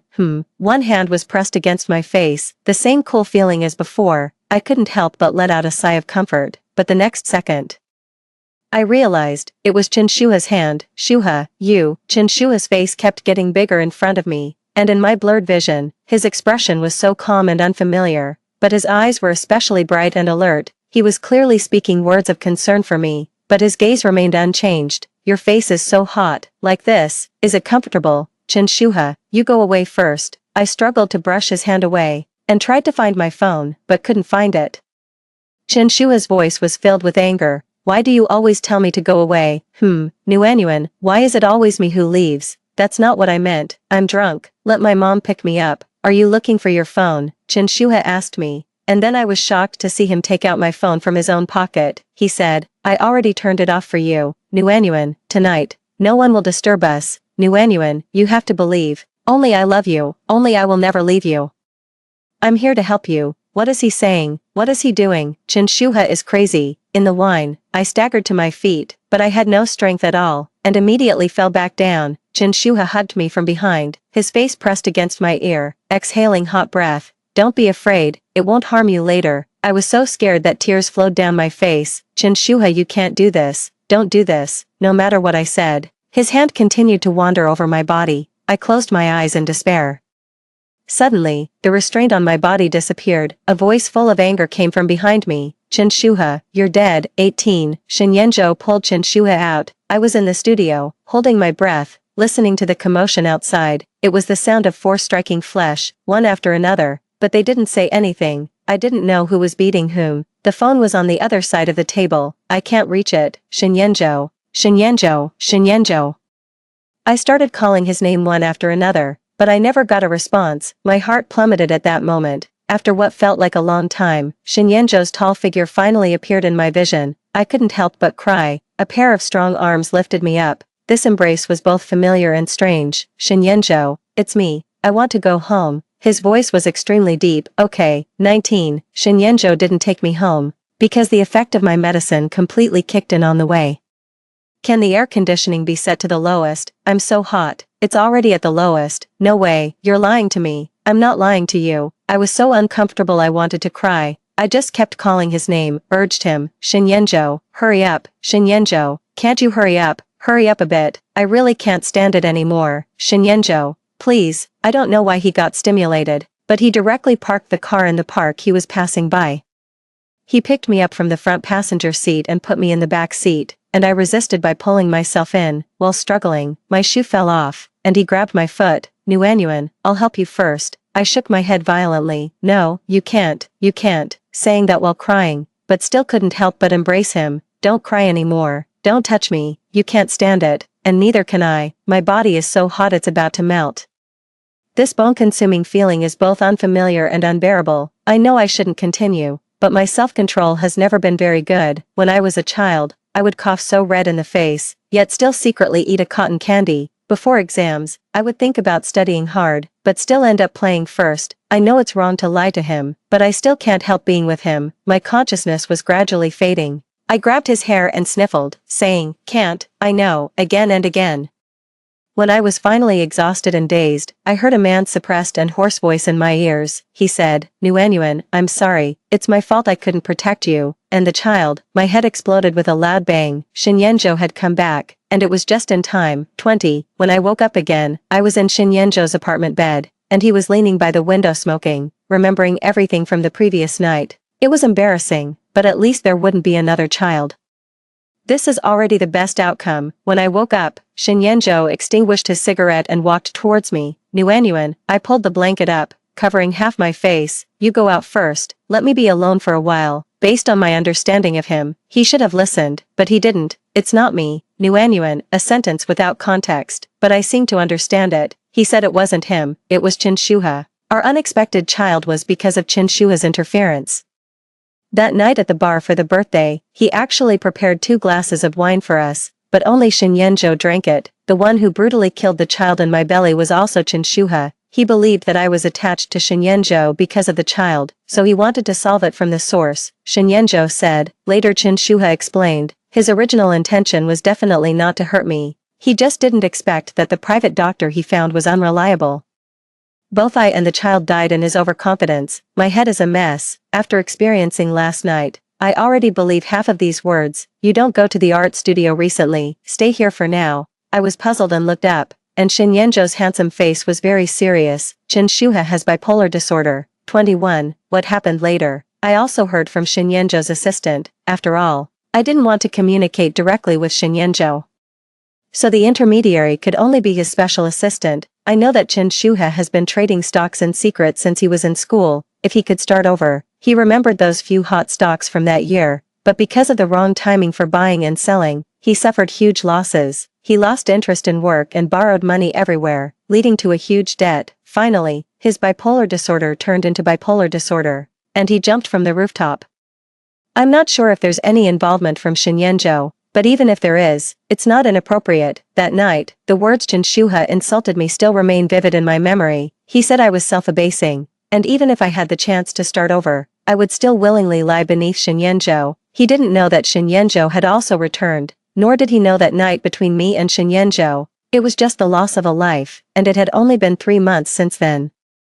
During that time, my mother came to the apartment with Shin's mother to look for Shinyenjo, and they found that I was living there. Seeing the two of them smiling secretly, I didn't want to explain anything, but 3 months later, my acceptance letter came out. Although my parents kept nagging me about my age and what I was doing going out, they actually went along with my decision. They actively learned about the climate, environment, and culture of the foreign country, and had already started planning how many times they would come to visit me in a year. I don't know what Shinyenjo said to his parents, but in any case, Shin uncle and Kaiyi no longer mention our matter in front of me. This does make it much easier for me when facing them. The day I boarded the plane, Shinyenjo didn't come. I know he understands me, some things he didn't do. But that doesn't mean he didn't hurt me. If I could do it all over again, some things wouldn't happen, but that doesn't mean the harm didn't exist. The plane is about to take off. Please confirm that your seatbelt is fastened and all electronic devices are turned off. Thank you, goodbye, Shinyenjo, wishing you a happy life. End of main text. Shinyenjo's side story. 1. At 8 years old, I saw Aunt Bai's photos on my father's computer. So many photos, so many photos. I asked my father why there were so many photos of Aunt Bai. Dad said, I categorized them by people. You can see each person has their own photo album, including your mom's, Uncle Lin's, and yours and Nuanuan's. I looked and indeed, that was the case, but later I realized, those photos were all taken by my father. 2. At 12 years old, Chi Hao said he liked Nuanuan and wanted to marry her when he grew up. I beat him up. Of course, I also got beaten up. I began to feel, I also like Nuanuan. And when I grow up, I must marry her. I took out the photo album and drew a portrait of Nuanuan, but suddenly I had a jolt. I remembered the photos of Aunt Bai in my father's computer. Was it Aunt Bai he liked? What about my mother? 3. 16 years old, Nuanuan's birthday. Everyone said she looked just like Aunt Bai. They were obviously mother and daughter. My father and I also look alike. We are obviously father and son, so we all have to like that similar face. No, I don't like it. After my continuous observation, I can be sure that my father really likes Aunt Bai. He always sneaks a look at Aunt Bai, and sometimes he accidentally picks up his phone. I guess he's taking photos of Aunt Bai secretly, but I no longer have the chance to touch his computer. After further observation, it seems that Aunt Bai doesn't know about this. So, should I praise my father or praise my father again? What a terrible family. Yenjo, what are you thinking about? Nuan's fair face suddenly came into my view. Her eyes were almost identical to Aunt Bai's. I turned my head away in a daze and coldly said, nothing, for, I know Nuan depends on me a lot, but I don't know if this dependence is love. Elders teased her, asking what kind of boyfriend she wanted in the future. She said she wanted someone like me, and added, but someone who is more smiling than me. Then it's not me. I took a deep breath. It's okay. I wasn't actually in love with her in a romantic way. In order to prove myself, I became better to her, but she could still date others. I didn't expect the girl also had a boyfriend. That's good. I suddenly felt that love was boring and meaningless, so I broke up with Su Xinlan. She wanted to go abroad, so I let her go. At the airport, she wanted to commit suicide again. Indeed boring. 5. I had a car accident, and I lost my memory. I regained my memory again. Intense emotions inside me made it impossible for me to stay calm. I looked away and instinctively took a step back. My dad even looked at me with envy. That's really disgusting. It instantly washed away the fluttering and joy that Nuan's I love you had brought me. My mom also assured Aunt Bai that she would definitely make me marry Nuan. I want to escape from them. They teamed up to deceive me. How could I be easily manipulated? 6. My mother said Nuan had an accident.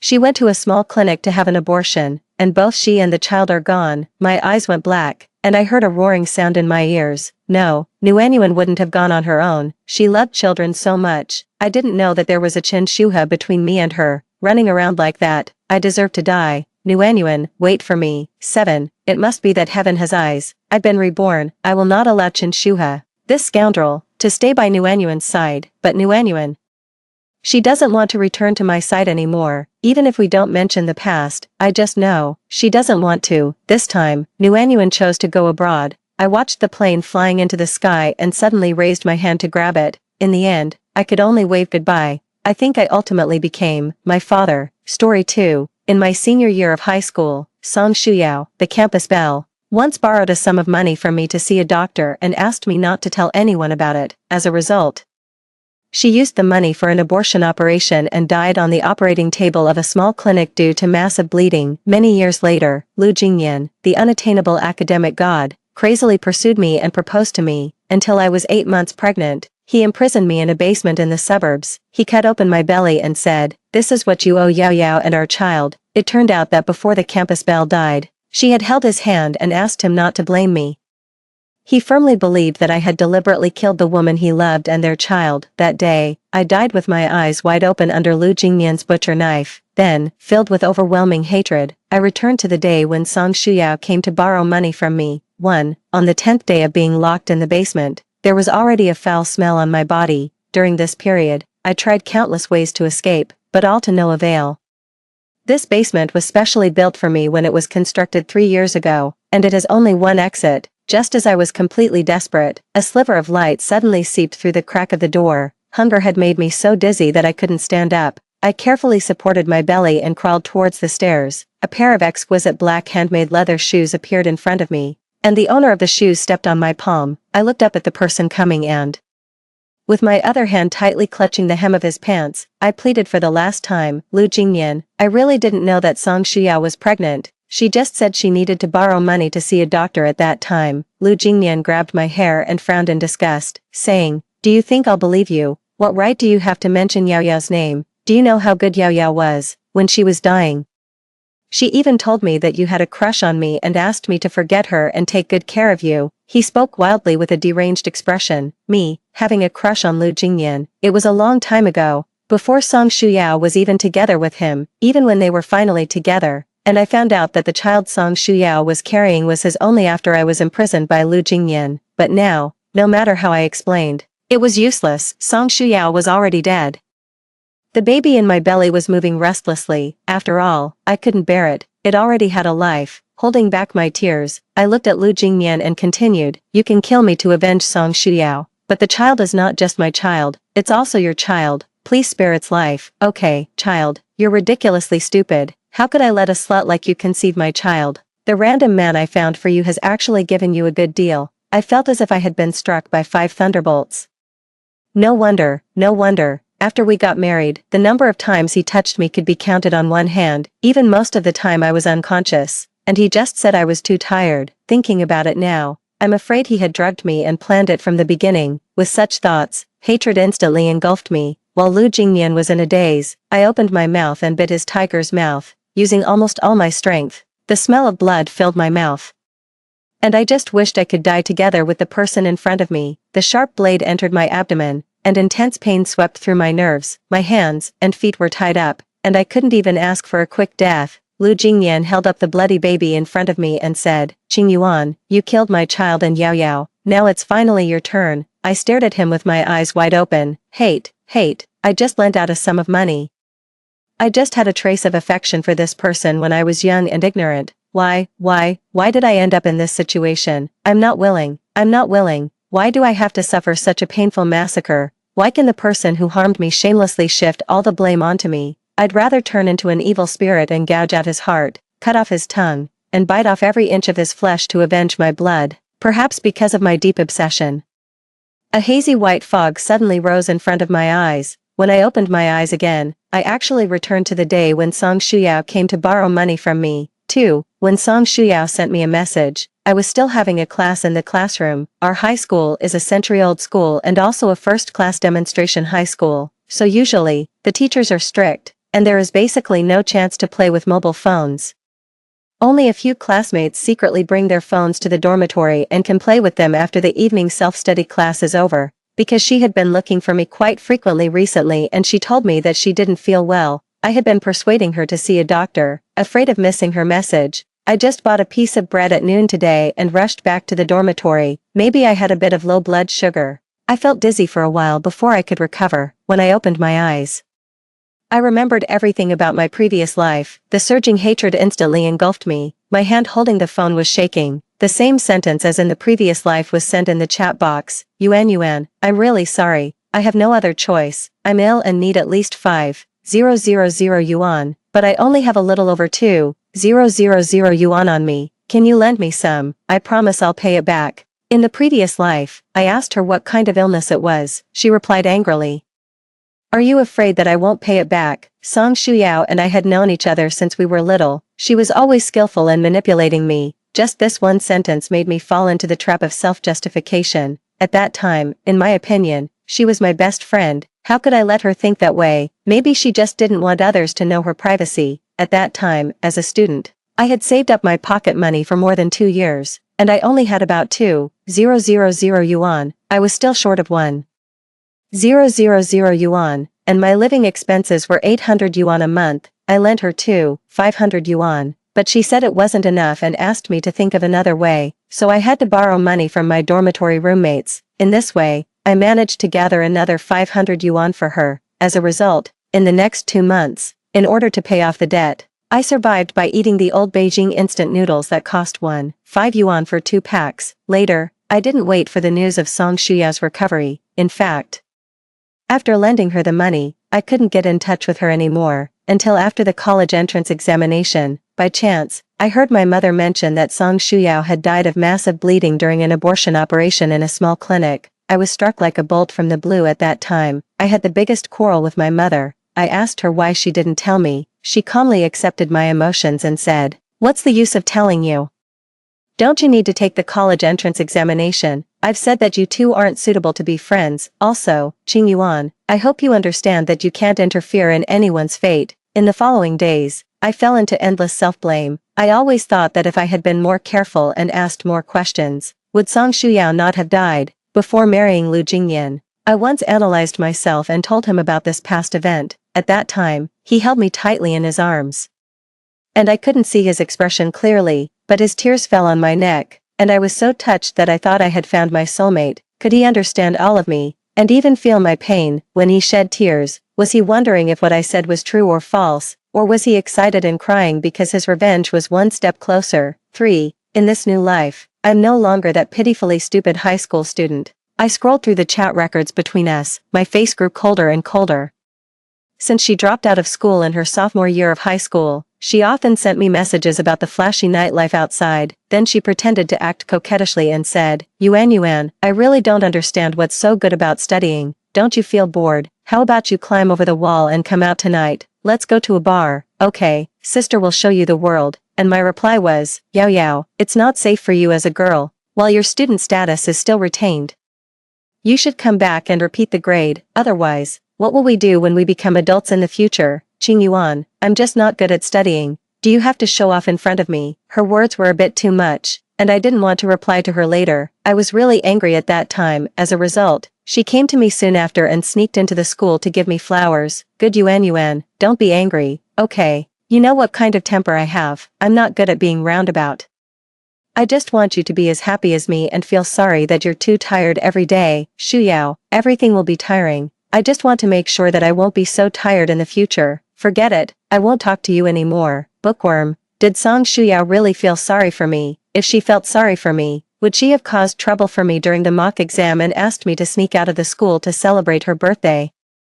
If she felt sorry for me, would she have said it nicely that Lu Jingyan shouldn't blame me, and then exaggeratedly told him about that little bit of affection I had in my first year of high school? With such thoughts, looking at the anxious messages she sent in the chat box, I replied with a cold expression, typing, Yao, what do you need to borrow so much money for? What kind of illness is it? Just like in the previous life. She became angry and sent a series of messages popping up crazily, saying, what do you mean, Qing Yuan? If you don't want to lend me the money, just say so. Okay, you look down on me, don't you? You're worried that I can't pay it back, right? When I saw these messages, I just felt it was ironic and ridiculous. I was about to type out the words of refusal between my fingers, but I subconsciously thought of a better way. For my good friend, dying is such an easy thing. It's more fun to keep her alive. Yao, I don't have that much money, but I can borrow some from my roommates. How about you come to my class to find me in the afternoon? and I'll give it to you. Yuan, I knew you were the best. See you in the afternoon. 4. During the break in the afternoon class, Song Shuyao came to look for me outside the class on time. The next class was Chinese teacher Qin Yu's class. Her grandfather was an old Chinese medicine doctor. So this teacher knew some basic skills of taking the pulse and diagnosing illnesses. Usually, whenever a student wasn't feeling well, she would discover it in time and send the student to the hospital. I deliberately borrowed money in the class and made a big fuss about Song Shuyao being ill. In the previous life, she repeatedly told me not to tell anyone, saying that she didn't want others to discuss her. This time, it was more difficult to borrow money, and she even forgot to tell me this, but even if she had said it, I wouldn't have obeyed. Yuan. Have you managed to gather enough money? She grabbed my hand anxiously and said. I was just about to speak. Teacher Qin Yu suddenly appeared and grabbed Song Shuyao's arm, saying, Song Shuyao, what do you need to borrow money for? And it's such a large sum. Before she could finish her words, her face suddenly turned extremely terrible looking. Song Shuyao, come to my office. Just with these words, Song Shuyao's face changed drastically. She directly shook off Qin Yu's hand and said, I'm no longer a student here. What right do you have to care me? If you're not a student here, then why are you still coming here? Call your parents. I need to talk to them about your student status. Old crazy woman, are you annoying? You can call whoever you want, right? Just because you have a big face, right? Song Shuyao didn't even take the money. She pushed past teacher Qin Yu and ran away. 5. When I returned to the dormitory in the evening, I logged onto QQ and asked anxiously, Yao, why did you get so angry with the teacher? What about your illness? You haven't even received the money yet. Don't pretend to be kind. You deliberately let everyone know that I borrowed money from you, right? Yao, is that how you think of me? Since I don't have enough money, of course I have to borrow from others. Is being ill something that can't be said? After sending the messages, I turned off my phone and covered my head with the quilt to sleep. In my dream, Lu Jingmian's face became clearer and clearer. His face was covered with my blood, and he just stared at me like a ghost coming to claim my life. But surprisingly, I wasn't afraid. Instead, I kept my eyes wide open, wanting to remember his appearance. I even randomly grabbed things in my dream, wanting to die together with him. When I woke up, my fists were clenched tightly, and my nightgown was soaked with sweat. Lu Jingmian, in this life, I will return the pain you inflicted on me 1,000 times over. 6. Chinese teacher Qin Yu is a very responsible person. After she discovered that Song Shuyao was pregnant, although she didn't spread the news, she immediately found the head teacher and contacted Song Shuyao's parents together. They thought that although Song Shuyao had dropped out of school, she was still a minor, and they were afraid that something might happen to her. Song Shuyao's father was a person who cared a lot about face and couldn't keep things secret. He immediately grabbed Song Shuyao and cursed at her. Soon, the nearby neighbors all knew about it, among whom there was a classmate who lived very close to Song Shuyao's house. Lu Jingmian naturally could not know. He took 3 days off in a row. After returning to school, Lu Jingmian strode towards me, looking menacing. I was sitting at my desk doing homework, and he casually picked up a stack of books next to me and threw them at me, saying, Qing Yuan, I really didn't expect you to be such a person. I easily dodged, then stood up and slapped him in the face, saying, Are you crazy? What kind of person am I? He was stunned on the spot by my slap. When he came to his senses, his whole face turned red with anger. He was about to rush over and punch me, but he was tightly held back by the male classmate next to him. I looked at him with a puzzled expression and asked, Lu Jingmian, tell me clearly what I did to you. Qing Yuan, you know very well what you've done. I'm warning you, if you play any more tricks, I won't let you off. Oh, I asked you to tell me, but you won't. You can't even tell me what I did, so what are you going crazy about now? Lu Jingmian wanted to say something, but he hesitated and didn't say it. He seemed not to want others to know that he had had a forbidden relationship with Song Shuyao and had even gotten her pregnant. He just pushed aside the classmate holding him back, straightened his already messy coat, and said, It's nothing. I just personally don't like you and am dissatisfied with you. A person like you, I will never like you in my life. Are you satisfied? Ha ha ha. Do you even hear what you're saying? Whether you like me or not has nothing to do with me. Who do you think you are? Where did you get the nerve? Qing Yuan, you know what I'm talking about. Looking at his competent appearance, I just found it ridiculous. It seemed that Song Shuyao had told him about our previous chat content a long time ago. Both of them were very competent. Song Shuyao thought she was really amazing for winning over the person I liked. Lu Jingmian didn't doubt the truth of what Song Shuyao said at all. He was confident that I must like him. What do I know? You can never speak clearly. Also, if you're really dissatisfied with me, I suggest you calm down first, think about what you want to say to me, and then find a piece of paper of the right size and write down all your dissatisfaction. Even if you change, I won't change my opinion of you. No, you're overthinking. What I mean is that you can put it under your tongue when you die. Maybe in your next life, you'll be able to speak properly. Ching Yuan.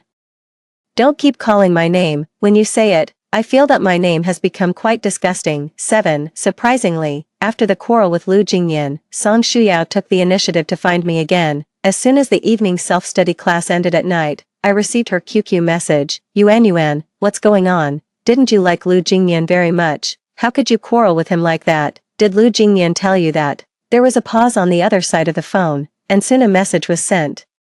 What? How could Lu Jingyan tell me? I'm not familiar with him. I heard it from other classmates. What exactly happened? Don't you like him? I met Lu Jingyan earlier than Song Shuyao. At that time, we were in the same competition group. He had a good-looking appearance and was also polite. Most importantly, once I went home too late after school and met some bad people. It was Lu Jingyan who appeared in time and drove them away. And he also accompanied me all the way home. Later, Song Shuyao had several relationships. She asked me if I wanted to give it a try. She said that a life without falling in love in high school was incomplete. This was the most youthful and ignorant time. Only the person you fell in love with at this time was the one you truly liked. The people you met in the later life were all mixed with considerations of advantages and disadvantages and the calculations among adults. I thought her words were a bit strange at that time. But I couldn't find the right words to refute her for a moment. I just remained silent without speaking. But Lu Jingyan's figure flashed through my mind. Song Shuyao and I had known each other since we were children. She immediately asked me if I had someone I liked. I said I didn't know if I liked him. I just said that this person had helped me and he was a nice guy. She said that meant I liked him and told me to seize the opportunity. Otherwise, if I missed it, it would be for a lifetime. Song Shuyao dropped out of school in the first semester of her sophomore year of high school. She didn't know that our subsequent high school life was really too busy and tiring. That little bit of affection had long been forgotten in some corner. Even after she died later, when Lu Jingyan appeared in front of me again, I suddenly remembered, as if waking from a dream, that encounter that I thought was quite beautiful. As a result, this hazy feeling of admiration became my death warrant. Thinking of these things, looking at the conversation on QQ, I deliberately didn't answer this question but changed the topic and said, Yao, how's your illness? Let's not talk about this for now. I'm asking you about the thing between you and Lu Jingyan. There's nothing between me and him. We're just classmates and in the same competition group. It's just that I was angry because he attacked me that day. So do you still like him now? I deliberately didn't reply to that message and directly turned off my phone and went to sleep. The time for the National High School Students' Physics competition was approaching soon. In the previous life, Lu Jingyan didn't take the college entrance examination and was directly recommended to Tsinghua University through this competition. What should I do? How could I let him have it so easy in this life? If I couldn't ruin his life step by step, what was the point of me living? Song Shuyao continued to pester me on QQ. I resumed my previous earnest appearance and persuaded her. Yao, what are you thinking about all day? These things aren't important. The feelings in our student days are like sand that can't be held. They'll disperse as soon as the wind blows. The most important things for us are definitely further education and our future. Feelings are just a flavoring agent in life. She didn't have an abortion and was hidden by Lu Jingyan.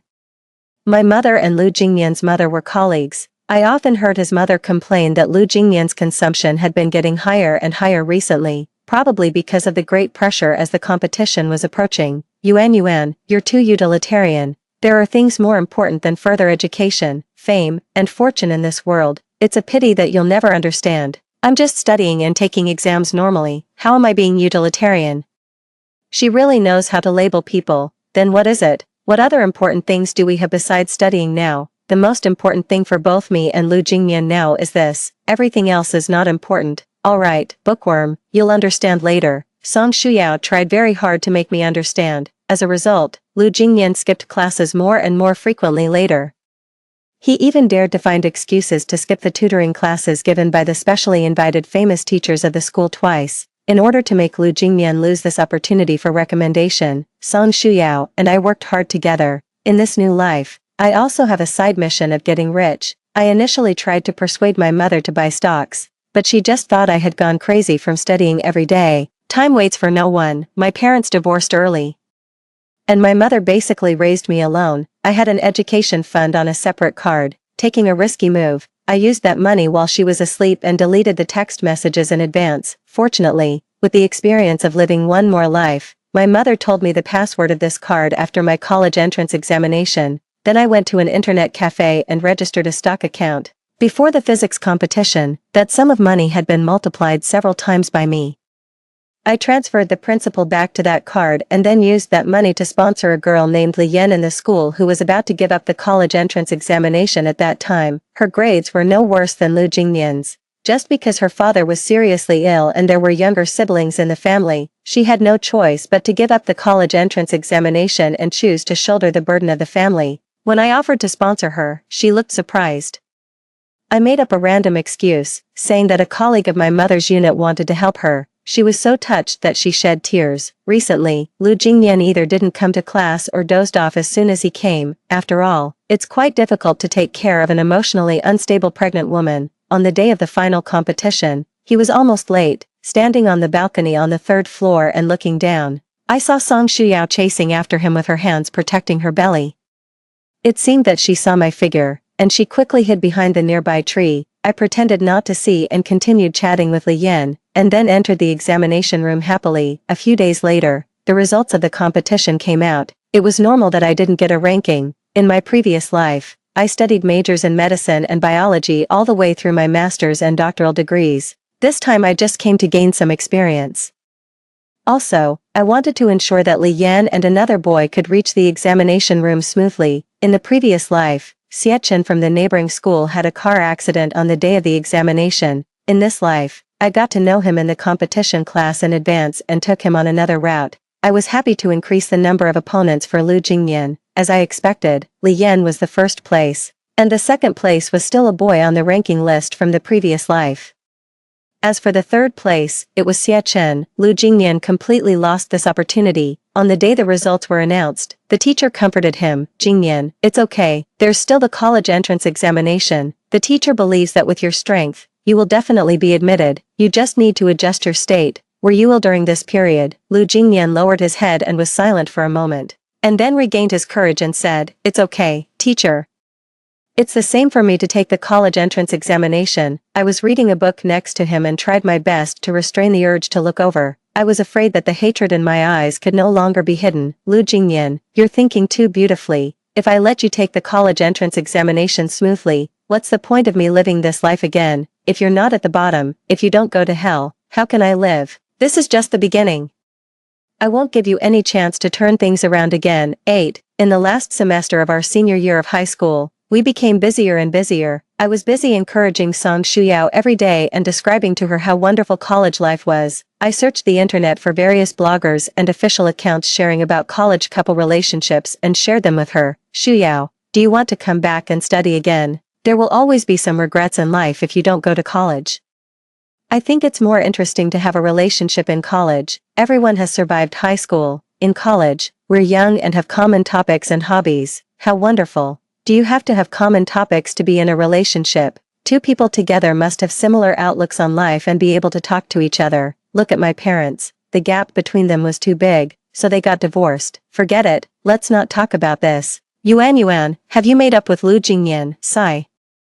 I don't want to think about this. Let's leave the things in the future for the future. I didn't answer her accurately and always gave her vague answers every time, until the college entrance examination was approaching. I took the initiative to talk to her and said, Yao, actually, I don't understand why Lu Jingnian didn't get a ranking in the previous competition. He didn't seem to be in a good state. Although I quarreled with him like that, I still hope he can be admitted today. I also heard him say in the class that he's allergic to peanuts. Do you think I should buy allergy medicine and give it to him? Afraid that Song Shuyao didn't know about this, I specifically told her about it. Lu Jingnian attached great importance to this college entrance examination, and the food was personally delivered by his mother, but he still missed the final college entrance examination. On the day of the college entrance examination, he was rushed to the hospital due to an allergic reaction, and because he was sent too late, the long-term suffocation seemed to have caused some problems with his head. The reason why he was allergic was that he kissed Song Shuyao, and the other party had eaten peanuts in advance. Song Shuyao was afraid that he would recover too quickly, so it was only after a long time that she noticed that his face had turned purple-red. 9. On the second day when Lu Jingyan was hospitalized, I was still taking the college entrance examination. As soon as I came out of the examination room, I was going to have lunch and take a good rest so that I could have better energy for the next exam. Song Shuyao came to find me with a bouquet of baby's breath. With her eyes red from crying, she said, Yuan, I'm sorry. I've never dared to tell you about the thing between me and Lu Jingyan. What thing? She lowered her head, looked at her belly with a guilty expression, and said, Yuan. Actually, the last time I came to borrow money from you, it was because I was pregnant. I continued to act surprised to cooperate with her. Don't you want to know who the father of my child is? Who is it? It's Jingyan. Yuan, you won't blame me, right? I looked at her mockingly and didn't speak. It's ridiculous. I actually regarded such a person as a friend, seeing that I didn't speak. She stuffed the bouquet of baby's breath into my arms all at once and said, Yuan. You'll bless us, right? This is the flower he gave me. He said that baby's breath represents the love of silent guardianship. Yuan, I believe you will also meet the right person. I didn't take the bouquet of flowers and just let it fall to the ground. Then I stretched out my foot and stepped on it heavily, crushing it hard and saying, then why did you choose today to tell me this, my dear friend? Yuan, I didn't mean that. How can you think of me like this? How do I think of you? My dear friend, look at you. You're really funny. You don't really think I would fall for that kind of inferior man, do you? You treat him like a treasure. Now he's lying in the hospital. Even if he's cured, he'll probably drool. Be a good wife and mother in the future and take good care of your big baby and little baby. But from today on, we're no longer friends. Yuan, what do you mean? I kicked the flowers into the nearby garbage dump and said playfully, it means nothing. It means we're breaking off our friendship. Got it, Yuan. What's so great about you? You're just better at studying than me and have a mother who loves you. Her scolding voice came from behind, but I didn't care at all. 10. After the 3-day college entrance examination ended, Lu Jingyan still hadn't been discharged from the hospital. The examination results came out soon, and I chose the same school as in the previous life. And Lu Jingyan chose to repeat his senior year of high school. But things weren't as simple as he thought. Firstly, due to the long time of suffocation caused by the allergic reaction at that time, his head had been damaged to a certain extent. In a mock examination after he came back, according to his classmates who were repeating the year with him, Lu Jingyan didn't even make it into the top 100 of the grade. Secondly, Song Shuyao's child was born. This matter could no longer be hidden. Lu Jingyan's parents hated Song Shuyao to the core. They thought it was her who had ruined their precious son. They didn't show her any kindness at all, and Song Shuyao's family had been looking for her. As a result, they found that she had already given birth to a child. Her father was so angry that he almost fainted on the spot. Lu Jingyan was tired of dealing with these trivial matters every day. I was so happy that I did experiments for half a month in a row. I wanted to graduate early. I wanted to obtain the resources and achievements of my previous life as quickly as possible, and these things were actually more manageable for me than high school knowledge. 11. When I just finished my first semester of my freshman year of college, Lu Jingyan was already on the verge of dropping out of school. His mother complained to my mother every day about what to do with this son in the future. Since I'm so considerate, of course, I have to help them. I introduced the best assisted reproductive doctor in City B to his mother. She was my senior sister from the same department. Lu Jingyan's mother actually always wanted to have a second child, but she had damaged her body when giving birth to Lu Jingyan and could no longer get pregnant. Finally, due to the various gaps in school and all the trivial matters at home, Lu Jingyan gave up his studies before even insisting on taking the college entrance examination this time. Song Shuyao's family no longer cared about her. Lu Jingyan threatened his parents in various ways to take care of Song Shuyao. Until the news came that his mother was pregnant with a second child, he completely broke down. He made a huge scene at home, throwing tantrums like a madman. After being beaten up by his father and pinned to the ground, he finally calmed down. He chose to find a job outside. Without an education and not as smart as he was in his previous life, he finally decided to work in a factory, while Song Shuyao took care of the child at home. To be honest, it seemed like he was already in a very miserable state, but every time I thought of the scene in my previous life when I was cut open with a sharp knife, I wished I could skin him and draw out his bones. However, since he wasn't causing any trouble now, I didn't have any other way, until Li Yan and Xiechen came to play with me. Xiechen invited us to a bar to relax. At first, both Li Yan and I wanted to refuse, but Li Yan thought that I was always buried in the laboratory all day long. so she finally changed her mind and dragged me to go with them. The lights were flashing, and young boys and girls were swaying their waists. The strong rhythm of the music surrounded us.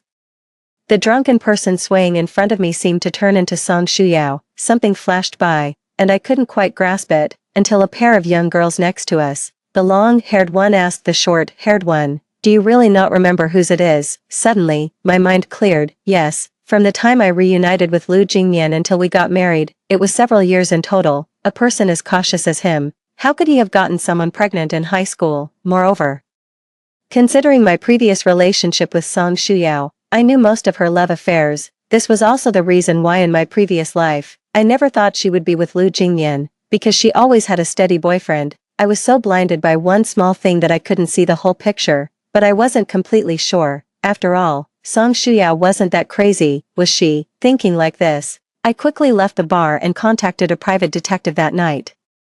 When the first spring snow fell in City B, I finally got the news. Before Song Shuyao was with Lu Jingyan, she had a rich second-generation boyfriend who was engaged in real estate business locally, but their relationship was very secret, and most importantly, there were signs that they were rekindling their old relationship. This made things interesting. 12. On an ordinary night, Lu Jingyan's co-worker dragged him to a bar to relax. He was originally going to go home to take care of the child, but he couldn't resist the enthusiasm of his co-worker. His life was very tight, but he still wanted to be a good husband and father. That night, instead of relaxing, he was asked to put on his work uniform temporarily and work part-time at a booth, pouring drinks for customers. However, before he even walked over, he saw his wife actively kissing a man. He was about to rush over, but then he heard his wife say softly and wistfully, Yuan, are you still angry with me?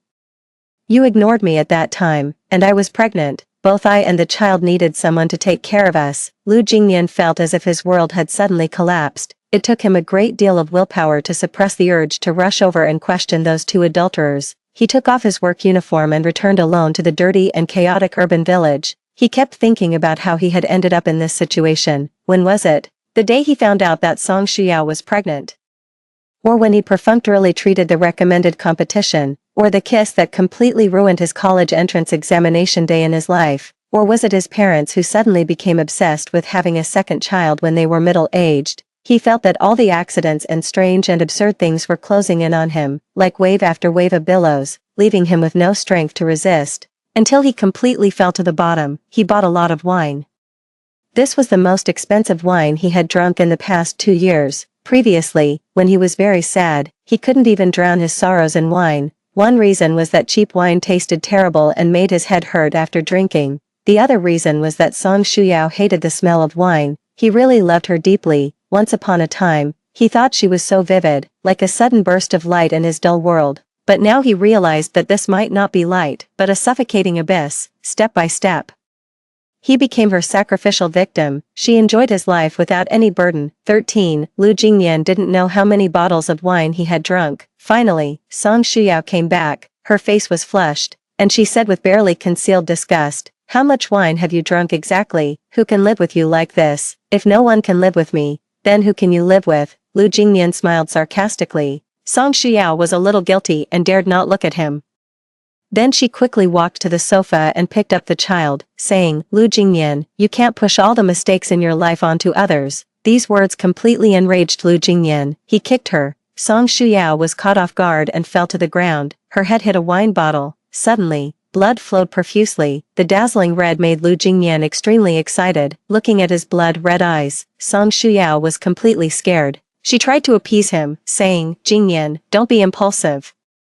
Think about our child." This made things worse. As soon as she said this, Lu Jingyan became even more emotional. "Child? Whose child with you? Jingyan, what do you mean? Are you suspecting me?" Song Shuyao was so scared that her whole body was shaking. Lu Jingyan then smashed another wine bottle and said, "I'm asking you whose fucking child it is, bitch." He slashed at that beautiful face with the glass shards. The feeling of the skin being cut and Song Shuya's screams, as well as the child's cries, stimulated his senses. Many images flashed through his mind. In the basement, the woman's heart-rending cries appeared in his mind like a movie scene. He felt his head splitting with pain. He exerted crazy force with his hands and smashed another wine bottle. He held the mouth of the bottle And the shards on the body of the bottle were sharp and long. Song Shuyao was so frightened that her breathing was uneven, looking at her flat abdomen. In that instant, he stabbed it hard. This action was so familiar, as if he had done it before. It was only when the neighbor knocked on the door that he woke up, looking at Song Shuyao, who was like a bloody person beneath him. He hurriedly let go of the glass shards in his hand.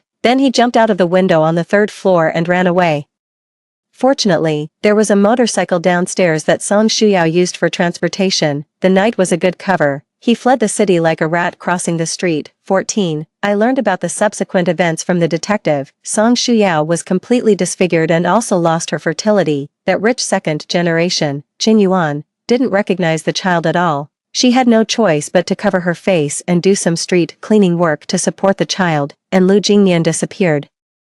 Just one sudden afternoon, I suddenly received a strange call. Qing Yuan, are you satisfied with your revenge? You've completely ruined my life. Are you happy now? I quickly realized that it was Lu Jingyan. How can you say that I'm taking revenge on you? This is to fulfill you. Why did you disappear? What about your lover and child? Shut up, bitch. I won't let you go. Funny, how won't you let me go? A disgusting and revolting bug like you. Do you even deserve to compare with me? Haven't you searched for my information? I'm now a well-known medical and biologist both at home and abroad. Can you even get close to me? It's best when the fish is willing to take the bait. In the next 2 years, I often appeared in various interview programs, constantly showing my presence in front of the public, and sharing my daily life, luxury houses, luxury cars, and being picked up by handsome men, while Lu Jingyan was fleeing all over the country, every time I appeared. There would be detailed time and address information online. Lu Jingyan wasn't without thoughts of taking revenge on me, but the security around me was too tight, and he didn't even have a chance to get close to me, until I took his parents to participate in an assisted reproduction-related program hosted by my senior sister. That day, I received a strange text message. Qing Yuan, you've forced me to a dead end. I'll drag you to hell with me even if I go to hell. Finally, at an event. He hid in the ventilation duct for 2 days in advance and waited for me, but as soon as he came down, he was almost caught. In order to escape, he chose to smash the nearby French window and ran away through the nearby green belt. It would be easy to catch him, but how could I let him have it so easy and go straight to prison? That would be the happiest choice for him. I just wanted to constantly stimulate him and stir up his emotions. Only in this way would he desperately want to take revenge on me and become so angry that he lost his mind. In the following days, after playing this game a few times, I got bored. Soon, news spread that I was going to Country A for research. This time, I would be traveling by ship, on the one hand, to conduct marine biology research, and on the other hand, passing through international waters. People who often commit murders know that international waters are the most convenient place to kill. Lu Jingyan, you must seize this opportunity. I'm taking the initiative to give you such a good opportunity. At night on the sea, it was pitch black, and endless darkness. As soon as Lu Jingyan showed his head, he was caught by the security guards. I deliberately placed a research paper on how to make men pregnant in the secret room where he was locked up. In fact, there was no such experiment at all, and I wasn't so bored as to specifically research it. I just wanted to make him extremely terrified and on the verge of collapse. As long as he struggled hard enough, he could break free from the hemp rope that bound him. There were only 2 yachts on this vast sea. The other one was driven by several wealthy men who were famous for their wild lifestyle. The guards at night weren't very strict. Lu Jingyan stumbled out and jumped off the deck. He hated me to the core. He climbed onto the other yacht and chose to curry favor with those men. How hard he had to try. Those men were well known for their wild ways and could even be called a nightmare for men in the country. When I saw Lu Jingyan again, he was extremely haggard. He walked limpingly, with his buttocks tightly clenched. He lay on the bed, lifelessly letting the doctor examine him. As soon as he saw me, his emotions became extremely agitated. Kill her, kill her. You promised me that as long as I let you, you would. One of the men walked over and slapped him in the face, saying, promise you what? Can what a man says in bed count? Lu Jingyan covered his buttocks with one hand and his face with the other, looking at the man in disbelief. To be honest, he looked quite delicate and pitiful. Unfortunately, these wealthy men were famous for their cruelty. One of them looked at me and then at Lu Jingyan with red-rimmed eyes. He directly took out a belt from his waist and whipped it at him. You like to scream, right? Then scream enough for me. Scream. Every time Lu Jingyan moved, it affected his wound. In the end, he could only squat down, covering his buttocks, and let him whip. After watching enough, I turned around and left. one of the wealthy men grabbed my arm and kept asking, Dr. Ching, can men really not have children? This guy was a bit crazy. He had always wanted a man to give birth to a child for him. This was also the reason why he had been following me and why he had called me over today. He also said that he could pay a large sum of money for me to research it. Why would I research that? It seemed illegal, but then I thought of Lu Jingyan, who was lying on the bed, with his buttocks up, nursing his wounds. Malicious thoughts welled up in my heart, and I deliberately intimidated him, saying, let's talk about this privately. Lu Jingyan's hysterical screams kept coming from behind the door. I thought that perhaps the revenge could only go this far. And I could only find a way to get him back to the country and send him to prison. But I didn't expect to receive a piece of news a few months later. Lu Jingyan cut open his own belly with a knife. He always suspected that there was a child in his belly. On the one hand, he had been at sea for a long time and had always been locked in the cabin, coupled with the mental torture those men had inflicted on him. It caused him to have a mental breakdown, and he really thought he was pregnant. He couldn't accept himself like this. Finally, he kept cutting his belly with a knife and reached in with his hand, saying, come out, all of you come out. 15. After Lu Jingyan died, my life seemed to lose some of its fun for a while, even most of the time I was unconscious. And he just said I was too tired. I just felt very bored. Occasionally, I would have nightmares about my previous life, but I didn't feel scared anymore. My mother was very worried about my state. After she retired, she always stayed by my side. I didn't want to be like this either, but after all, people aren't machines. After being washed by too much hatred and malice, one will become numb, until another sleepless night. I took 2 sleeping pills and fell into a deep sleep, for the first time. I saw the world after I died in my previous life. My mother looked at me in a pool of blood, her eyes wide with pain. She carefully stitched up my wounds. At that time, Lu Jingyan had great power. My mother didn't question him immediately. She even pretended not to know anything. She went to take care of him. Finally, on the day when he let his guard down, she lit the gas stove at home. A big fire took away the people who had hurt me. Through the flames, I saw her tears. She was so heartbroken. Until the last moment, she was still crying out, my Yuan, my Yuan, it hurts mom so much. How much pain you must have been in at that time. How much pain, my Yuan, don't be afraid anymore. Mom has dragged him to hell. No one can hurt you anymore. When I woke up, my face was covered with tears. I met my mother's eyes full of love. She gently wiped away my tears and said, did you have a nightmare, Yuan?